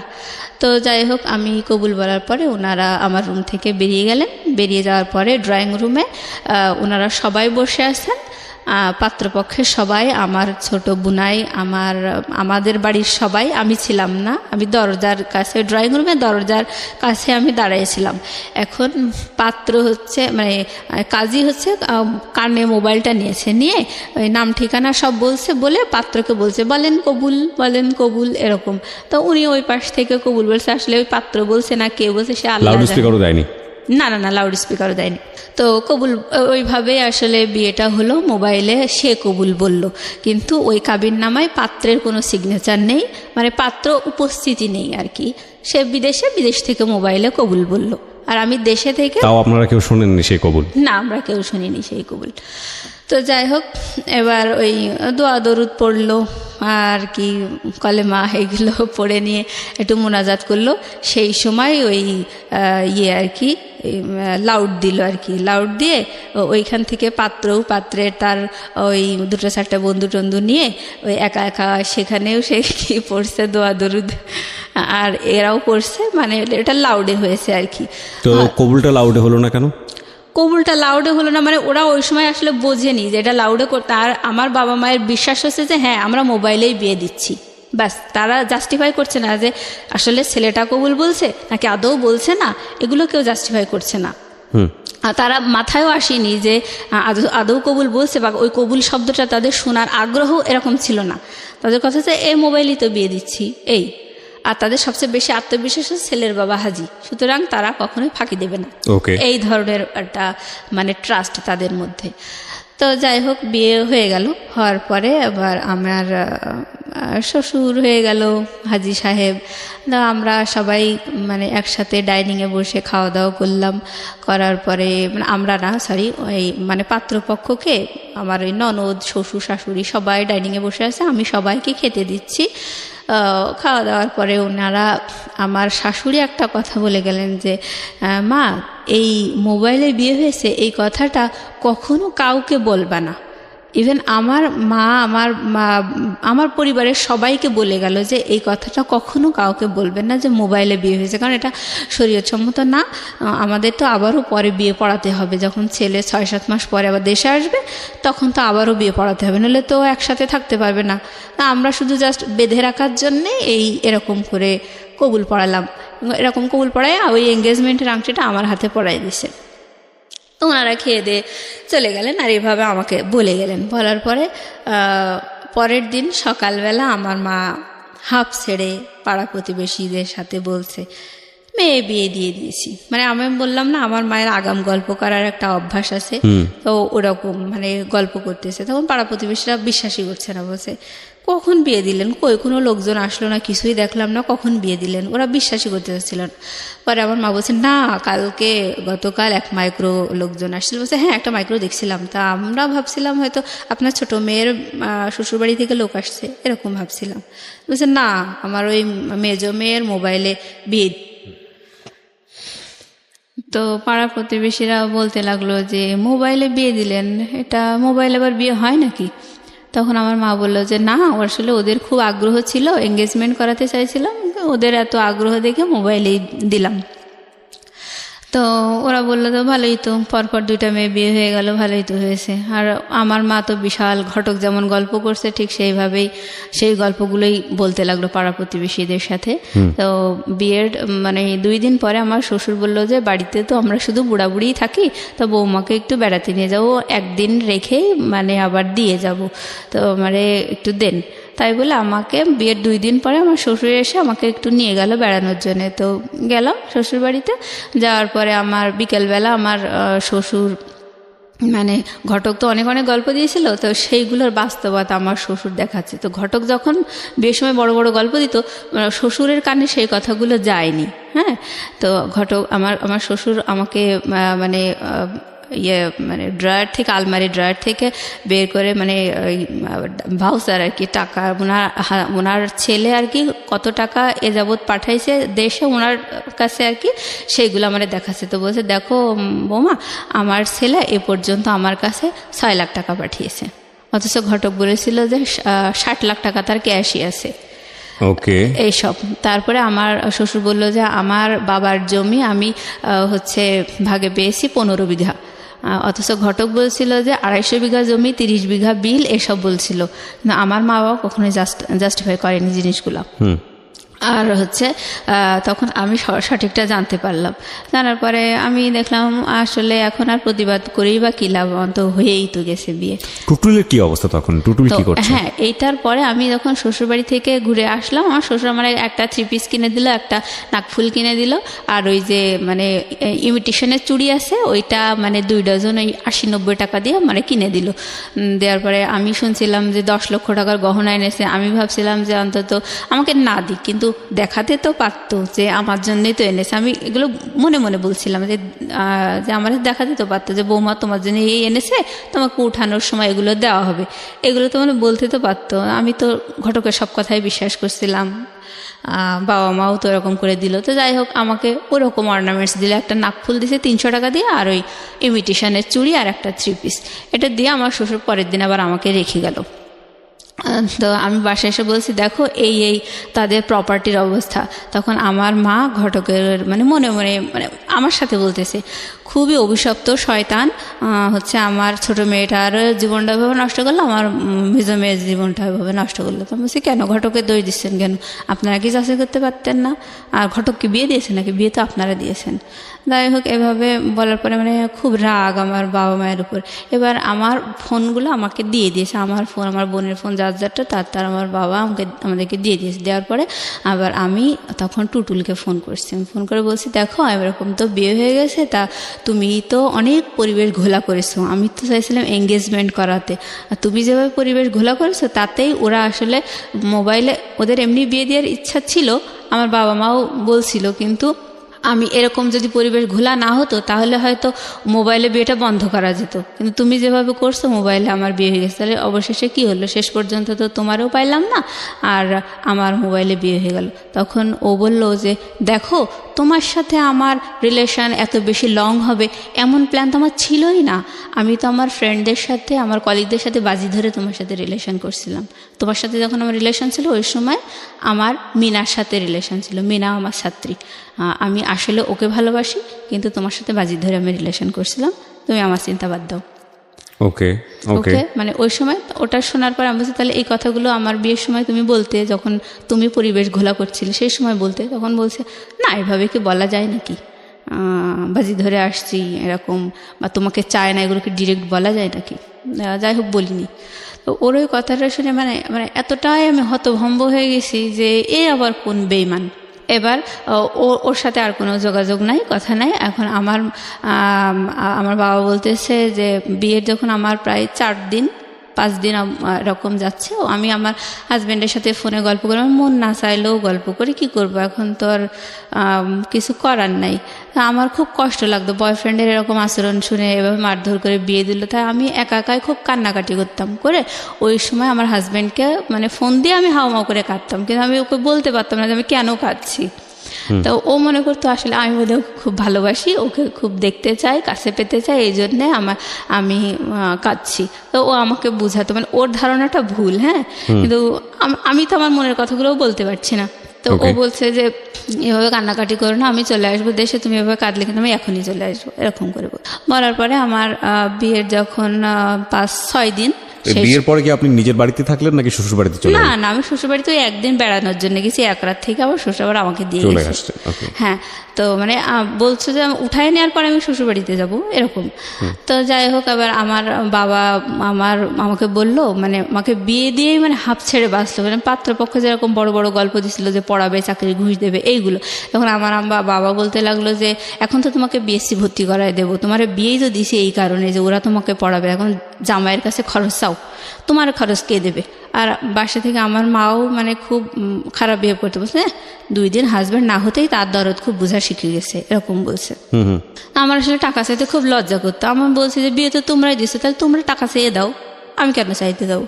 বলছে কেন, এখন তো তোর নিজস্ব পরিবেশ হয়েছে, এখন তুই তোর মতো করে ম্যানেজ করে নিবি। আর আমার উপরে চাপাই দিচ্ছে এবং আমার বলতে যে তোর খরচ কে দেবে, তোর তো বিয়ে হয়ে গেছে, তোর খরচ কে দেবে, এরকম করে নেগলেক্ট করে কথা বলে। তারপরে আমার আসলে অনেক খারাপ লাগে ব্যবহার আসার এরকম দেখে আমি আমার হাজব্যান্ডকে বলছি যে দেখো তুমি তো বলছিলে যে চাকরির বাকরির ঘুষ দেবা, পড়াবা, আবার বিএসসি ভর্তি করাই দেবা, সবই তো বলছিলে, তাহলে এই সব শুনেই তো রাজি হয়েছি। কারণ আমার বাড়ি থেকে বলতেছে তুমি বিএসসি ভর্তি করাই দিতে, তা তুমি দাও। বলতেছে যে কেন বিএসসি আমি এখন ভর্তি করাই দেবো, কারণ তোমার মুখ তো আমি দেখিনি, বিএসসি ভর্তি করে বিএসসি পড়াতে তো লাখ লাখ টাকা খরচ হবে, আমি তো তোমার মুখই দেখিনি এখনো, তাহলে এত টাকা এখন তুমি তোমার বাবার ঘরে আছে, তোমার বাবার মার কাছে খরচ চাও। এটা আপনার হাজবেন্ড বললো? বলার পর আমি, ছিল আপনার হাজবেন্ডের? ওর নাম ছিল হচ্ছে শামসুল। হ্যাঁ শামসুল। তা আমি তখন বললাম দেখো তোমার জামাই এই কথা বলছে, আমার আব্বাকে বলছি যে ও বলছে যে কোনো খরচ আমি দিতে পারবো না, তোমার বাবাকে দিতে বলো, তোমার বাবার বাড়িতে আসো, তোমার বাবাকে দিতে বলো। তখন আমার বাবার সাথে সাথে আমার ফোনটা কেড়ে নিয়ে বলছে ও তুমি তাহলে এই কথাই বলছো? যে আমার হাজব্যান্ডকে বলছে যে এই তোমার মনের কথা? বলছে হ্যাঁ এটাই মনের কথা, কারণ আমি তো এখনও তার মুখই দেখিনি, আর সবচেয়ে বড় কথা হচ্ছে যে বিয়েতে তো মানুষ কত গল্পই দেয়, আমার মনের কথা হচ্ছে আমার ওয়াইফকে আমি মোটেই পড়াশোনা করাবো না, আর বাচ্চা কাচ্চা হবে, সংসার করবে, চাকরি বাকরি করাবো না, আর যদি তার খুবই শখ হয় তাহলে আমি ওই প্রাইমারি টিচার হিসেবে আমি ওরে চাকরি করাইতে পারি। এটা শুনে আমার আব্বার খুব মন খারাপ হয়ে গেল। আমার আব্বা বলছে তোমাদের গল্প শুনেই তো দিয়েছিলাম, তাহলে তোমরা যখন এই কথা বলছো তাহলে আমার মেয়ের মুখ আর তোমাকে দেখতে হবে না। দেখার এবার বলে আমার বাবা কাজীকে ডাক দিল, তখন বিয়ের প্রায় 8 দিন। তখন আমার বাবা কাজীকে ডেকে বলছে যে পাত্রপক্ষ তো এই বললো, তা আমার ভাইয়ার এগোনোর ইচ্ছা নেই, যা হবার হয়েছে। তখন আমার কাজী আঙ্কেল খুব ধমক দিল আব্বাকে, বলছে আমি তো নিষেধই করেছিলাম আপনারা এইগুলো করবেন না, শুধু শুধু এভাবে পাড়ার প্রতিবেশী সবাই জেনে গেল মেয়ের বিয়ে হয়েছে, এ কী করলেন আপনারা, পুতুল খেলার মতো। তখন আব্বা বলছে যাই হোক বাদ দেন, এখন কিভাবে পরিত্রাণ পাওয়া যায় সেটা বলেন। বলছে যে এই বিয়েটা রেজিস্ট্রি হয়নি, পাত্রের সই নেই, সুতরাং পাত্রের সইয়ের ব্যবস্থা করতে হবে, করার পরে বিয়ে রেজিস্ট্রি করতে হবে, সেই রেজিস্ট্রি করার পরে যখন আপনারা ডিভোর্সের আয়োজন করবেন সেই সময় আপনারা দেনমোহর যে 1 লাখ টাকা করা আছে ওই টাকাটা আপনারা দাবি করতে পারবেন। তখন আব্বা বলছে আমি এত দূর এগোতে চাই না, আমি এখনই সমাধান চাই। কি আছে বলেন? বলছে যে তখন কাজী বলছে যে এখন সমাধান একটাই, সেটা হচ্ছে 2 পক্ষ আপনারা এক জায়গায় হাজির হবেন এবং আপনারা সাক্ষী রাখবেন যে আপনারা পরবর্তীতে কেউ কাউকে ডিস্টার্ব করবেন না, যার যার লাইফ সেটেল, তো আপনি কখনো ডিস্টার্ব করবেন না এবং হচ্ছে কোনো দাবি দেওয়া নেই, কিছু নেই, সব বাদ। এই বলে ওই কাবিনের কাগজটা যে রেজিস্টারে আমার আছে ওই কাগজটা আমি ছিঁড়ার পরে আপনারা ওই দুজনে সাক্ষী রেখে ওই কাগজটা ছিঁড়ে ড্রেনে ফেলে দেবেন। তো এটাই করলো। হ্যাঁ, এইভাবেই মানে ড্রেনে ফেলে দিল 2 পক্ষের সাক্ষী রেখে, ওই বিয়ে ওখানেই শেষ হয়ে গেল। বাস এই কয়দিনের মাথায় শেষ বিয়ে? হ্যাঁ এই কয়েকদিনের মাথায় খরচ পাঠাবে না এই কারণে বিয়ে শেষ হয়ে গেল। হ্যাঁ হ্যাঁ হ্যাঁ, মানে ওরা আসলে আমার বাবা মা ওরা মনে করছিল আমার বাবা মা হয়তো খুব লোভী, 2-4 দিন বিয়ে হতে না হতে এইভাবে চাকরি খরচ দাও, বিয়ের খরচ মানে বিএসসি পড়াও, ওরা মনে করছিল এরা তো আমাদের উপর অনেক প্রেশার ক্রিয়েট করছে, এই কারণে ওরা সরে গেল। আর ওদের মনের কথা তো ওরা বলেছিলই যে পড়াবে না, বিয়ের পরে ওদের মনের কথা ওরা বলেছে। বিয়ের আগে বলছিল যে আমি তো থাইল্যান্ডে নিয়ে এসেও মেয়েকে পড়াতে পারি, এরকম বলছিল। বিয়ের পরে আসল কথা যখন মুখোশ ওদের খুলে গেল তখন আমার বাবা এইভাবে বিয়েটা আসলে বাদ হয়ে গেল। হওয়ার পরে আমি মানে তখন আমার বয়ফ্রেন্ড এটা বলল, আমার বিয়ে বাদ হয়ে গেল, সব মিলায় মানে আমি যে কোন জগতে হারিয়ে গেছি মানে আমি বুঝাতে পারবো না, মানে এটা সহ্য করার মতো না। তারপরে আমি ভাবছিলাম যে আমি আসলে সুইসাইড করবো, এরকম মানে বোকার মতো একা একা রাস্তায় হাঁটতাম, খুব খারাপ লাগতো, মনে হতো আমি সুইসাইড করি, মানে আমার তো কোনো দিক থেকে কোনো দোষ নেই, তারপরেও আমাকে এরকম একটা করলো সবাই মিলে, আমার আসলে এই জীবনে কোনো মূল্য নেই এরকম ভাবতাম। তারপরে মনে হতো না, এটা আসলে আল্লাহর বিচার হতেই পারে না, যেভাবে আমাকে মেরে ধরে রাজি করাইছে, পাত্র দেখতে দেয়নি, আমাকে উপহাস করেছে, মানে আল্লাহ বোধহয় অসন্তুষ্ট হয়ে বিয়েটা ভেঙে গেছে, ভালোই হয়েছে, মানে আমি তো আসলে এটা চাইনি হোক, তো বিয়ে ভেঙে গেছে ভালোই হয়েছে এরকম ভাবতাম। কিন্তু গায়ে তো কালি লেগে গেল, আরও 10 জন তো জানলো, এই হতাশা নিয়ে আসলে খুব কষ্ট লাগতো ওই সময়। পরে আমার বাবা বলতো যে মা মনোযোগ দিয়ে পড়াশোনা করো, চাকরি বাকরির জন্য চেষ্টা করো, যা হবার হয়েছে ভুলে যাও। মানে তাদের কথা হচ্ছে ওসব কোনো ব্যাপার না, ভুলে যাও, খুব সহজেই বলতো আর কি। তো আমি তখন খুব রাগ হতাম, হ্যাঁ তোমরা তো সবাই মিলে মেরে ধরে এরকম করলে, তাহলে এখন অমনি বলছো ভুলে যাওয়া এত সহজ নাকি সব কিছু? আমার মনের উপর কতটা প্রেশার এসছে, আমি কত কষ্ট পেয়েছি, এগুলো তো তোমরা জানতে চাও না। তখন আমার মা আর আমার বোন বলল, এগুলো তো এসব তোর কপালে ছিল, কপাল মানিস না কিসের জন্যে, এগুলো সব তো তোর কপালে ছিল, এভাবে বলতে লাগলো। কপাল। তো আমি আসলে এইসব কথাগুলোর কোনো মানে আমি দিক বিদিক শূন্য হয়ে যেতাম। এরকম এক একটা মানে আশ্চর্য করা অন্যায় কথা শুনে আমার কাছে খুব খারাপ লাগতো, কিন্তু আমি আসলে প্রতিবাদ করতাম না। মানে আমি জানি যে সবাই আমার সাথে এরকমই দুর্ব্যবহার করে, যার কারণে আমি সবসময় চুপচাপ থাকতাম, কোনো প্রতিবাদ করতাম না। তো অনেক কষ্ট লাগতো। আমি মানে যখন আমার খুব খারাপ লাগতো আমি তাহাজ্জুদের নামাজ পড়তাম, কান্নাকাটি করতাম। আমার ওই সময় মানে এত বেশি খারাপ লাগতো, আমি কোরআন শরীফ মানে এইভাবে আমি নিজের কষ্টগুলোকে মানে কম করার চেষ্টা করতাম। তো আমার মানে খুব প্রত্যেক বছর আমি চাকরি পরীক্ষায় টিকার পরে আমার খুব কষ্ট করে মানে আমার এই 16 সালে চাকরি হয় আর কি। আমি প্রতি বছর চাকরি পরীক্ষায় টিকি, যখনই আমার চাকরি হয় না তখনই আমার সরকারি চাকরি, হ্যাঁ সরকারি চাকরি। আমার মা আমাকে বলে যে তোরে আল্লাহ ঘৃণা করে, এই জন্য তো চাকরি হয় না, তোর মনে করো দূরভিসন দিছিল এই জন্য তো চাকরি হয় না। এরকম এক এক সময় যখনই দেখা যায় যে ভাইবার রেজাল্টে আমার রোল নাম্বার আসেনি, তখনই আমার মা এক একটা উদ্ভট কথা বলতো। এরকম করে মানে আমাকেই সবসময় দোষারোপ। আমার খুব কষ্ট লাগতো। তো অবশেষে অনেক চেষ্টা করতে করতে আমার 2016 সালে চাকরি হয়েছে আর কি। মানে ওই সময় আমার বাবা আবার অ্যাক্সিডেন্ট করে পা ভেঙে যায়। তো আমার চাকরি হওয়া দেখে আর আমার বাবা অসুস্থ, ওই অবস্থা দেখে আমার সংসারের সমস্ত দায়িত্ব আমার ঘাড়ের উপর এসে পড়লো। ইভেন আমার বাবা বলতে লাগলো যে হ্যাঁ আমি অসুস্থ, তা আমার ট্রিটমেন্টের জন্য তুমি লোন নাও। তো এই অবস্থায় আমি সংসার ঠেলছি, লোন আছে, সে লোনের কিস্তি দিচ্ছি, এরকম করেই মানে আমার বর্তমান লাইফ চলছে। তো এখনও বিয়ের প্রস্তাব আসলে আমার মায়ের পাড়া প্রতিবেশীরা বলে দেয় যে ওই মেয়েতে একবার বিয়ে হয়েছিল, মানে ভাঙার চেষ্টা করে এক কথা। এখন আমার একটা সরকারি চাকরি হয়েছে, এখন তো আমার একটু ডিমান্ড হয়েছে এই। তো সেই হিসেবে যখন আসে পাড়া প্রতিবেশীরা শত্রুতা করে ওই বিয়েটার কথা বলে ভেঙে, হ্যাঁ ওই মোবাইলে বিয়েটার কথা বলে ভেঙে দেয়। তো কিন্তু পাড়া প্রতিবেশীরা সবাই জানে যে আমি আমার হাজবেন্ডকে দেখিয়ে দিই চোখে, এইটা কিন্তু বলে না। পরে তো পাত্রপক্ষ যখন বেশি আগ্রহ নিয়ে আমার মায়ের কাছে জিজ্ঞেস করে যে ঘটনাটা কি, কারণ অনেক ম্যারিড মেয়েদেরও তো বিয়ে হয় তাই না। তো আমার মায়ের কাছে যখন যায় তখন আমার মা বলে যে না, পাড়া প্রতিবেশীরা যা বলছে সব মিথ্যা কথা, এরকম কিছুই হয়নি। তখন তো বিষয়টা আরো জটিল হয়ে যায়। এবং সবাই মনে করে যে না, বাবা মা তো সন্তানের দোষ ত্রুটি ঢেকে, তাহলে পাড়া প্রতিবেশীরাই ঠিক বলছে, নিশ্চয়ই মেয়ে কোনো কেলেঙ্কারি করছিল আর ওর বাবা মা গোপন করছে। তার মানে সবাই ভাবে যে ওই বিয়েটা আসলে আমি খারাপ, আমি পালিয়ে গিয়ে বিয়ে করছিলাম, কোনো একটা অ্যাক্সিডেন্ট, আমারই দোষ, এটাই পাত্রপক্ষ ভাবে আর মানে বিয়ে ভেঙে যায়। তার মানে চিন্তা করে দেখুন যে ও কিন্তু এখন ইডেনে পড়াশোনা করছে, ও কোনো পরিচয় এখানে গোপন করেনি এবং খুব সাহসীভাবে নিজের ভূমিকা এখানে এসে তুলে ধরেছে যে ইডেনে পড়াশোনা করছে। আপনি মাস্টার্সে পড়ছেন না? জি জি। কোন সাবজেক্টে পড়ছেন? পলিটিক্যাল সায়েন্সে মাস্টার্সে পড়ছে, ডিপ্লোমা করাও এবং একটা সরকারি চাকরি করে। আমি গ্রাজুয়েশন এখান থেকেই করছি, ইডেন থেকে গ্রাজুয়েশন করে, ইডেন থেকেই গ্রাজুয়েশন করা, ইডেনে মাস্টার্স করছে এবং একটা সরকারি চাকরি করছে একটা মেয়ে, এবং দেখতে শুনতেও যথেষ্ট সুন্দর মাশাআল্লাহ। আমি ছবি দিয়ে দিয়েছি, আমার ফেসবুক পেজে আছে এবং ইউটিউবে আপনারা আসলে দেখতে পাবেন। এই মেয়েটার শুধুমাত্র পারিবারিক অবহেলা এবং ভুল সিদ্ধান্তের কারণে সামাজিকভাবে সে কতটা বাধাগ্রস্ত হয়ে একটা অনিশ্চিত ভবিষ্যতের দিকে চলে যাচ্ছে। তো আপনি আজকে কেন আসলেন জীবন গল্পে এই গল্পটা বলার জন্য, এবং এত নিজেকে একেবারে প্রকাশ করে কোনো পরিচয় গোপন করেননি, ছবি দিয়ে কেন আপনি সাহসী ভূমিকা নিতে গেলেন? আমি আসলে সাহসী ভূমিকা নিয়েছি কারণ আমি আমার দিক থেকে অলওয়েজ রিয়েল। ওকে, আমি কখনো মানে ঢাক গুড় এই ধরনের মানে আমার মা যেভাবে ঢেকছে দোষগুলো, আমি এগুলো পছন্দ করি না। আর কথা হচ্ছে আমি কখনো মানে কোনো কিছু জটিল বা রহস্য রেখে, কোনো কিছু গোপন রেখে, ভুল ত্রুটি গোপন রেখে আমার কোনো স্বার্থ উদ্ধার হোক, এটা আমি কখনো চাই না, আমি পছন্দ করি না এগুলো। তো আমার মা যেভাবে গোপন করছে এটা আসলে তারই দোষ, মানে এগুলো তো তারাই দিয়েছে, দোষ তো তাদের। এখন তারা এগুলো মানে স্বীকার করছে না, স্বীকার করলে দেখা যাচ্ছে হয়তো পাত্রপক্ষ তাদের সাথে বার্গেনিং করবে যে কেন এভাবে বিয়ে দিলেন। আচ্ছা আচ্ছা। আমার মা তো নিজেদের দোষ মোটেই ধরতে চায় না। আর কথা হলো যে কপালে ছিল, এই হলো বলতো সব সময়।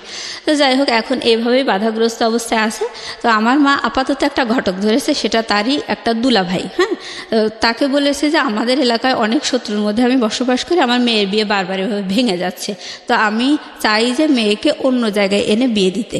এটা আমার মা আপাতত, মানে এটা আমার ইনস্ট্যান্ট এই ধরনের আচরণ আমি পাচ্ছি আর কি, যেটা আপনার জন্য ভবিষ্যতে ভালো হবে না বলে না, মনে ভালো করছেন হবে না। না, কারণ তারা কোনোভাবে আমার বিয়েটা স্বীকার করছে না। কিন্তু বিয়েটা তো আসলে কিছুই না, আমি আমার হাজবেন্ডকে চোখেও দেখি না, আমি চিনতেও পারবো না কার সাথে বিয়ে হয়েছে। তাহলে আপনি আজকে রেডিওতে, আমি যদি ভুল না করে থাকি, আজকের এই জীবন গল্পটা বললেন মূলত একটা উদ্দেশ্য নিয়ে, যে আপনি আপনার একটা ম্যারিড লাইফ চান এবং এমন একটা ছেলেকে চান যে ছেলেটা আপনাকে পুরোটা জেনে শুনে বুঝে তারপরে আপনার জীবনে আপনার এবং জন্য আমাকে হাত যাচাই বাড়ায়। করে নেবে, আমার সাথে কথা বলে। ইভেন আমার যে আপনি কি ধরনের ছেলে চান? আমি চাই, মানে আমি একটা সরকারি কর্মকর্তা, আমি কিন্তু ঝাড়ুদার না, আমি একটা অফিসার। তো আমার হাজব্যান্ডও একটা অফিসার হবে, বা সে আমার সাথে এক ধাপ একটু বেশি, আমার 10ম গ্রেড, হ্যাঁ, আর সে 9ম গ্রেড হোক, এরকম। আচ্ছা, যদি এরকম না হয়, এরকম না হয় বা বা এরকম পেলেন কিন্তু মানুষ ভালো না, আপনার জায়গা থেকে তো আমি সবসময় এখন মনে প্রাণে চাই যে হাজব্যান্ড যেহেতু একটা আপন জিনিস, তো ওই মানুষটার কাছে আমার জন্য কি আছে, ওই মানুষটা আমি পেতে চাই, সে ভালো হোক বা খারাপ হোক। তখন ওই লাইফটাই গেলে দেখা যাবে আমার লাইফটা কমপ্লিট হয়ে যাবে, জন্ম বিয়ে সব মিলায় কমপ্লিট। যে আমি শুধু দেখতে আগ্রহী যে আমার সত্যিই কপালে এত কিছুর পরেও আমার ভাগ্যে আসলে ভালো কিছু আছে কিনা। আমরা দোয়া আমি করি একটা আপনার ভালো জন্য, husband। এবং এই অনুষ্ঠানটি শোনার পরে যদি আপনারা কেউ ওনার ব্যাপারে আগ্রহী হন, অবশ্যই আমাদের সঙ্গে যোগাযোগ করবেন।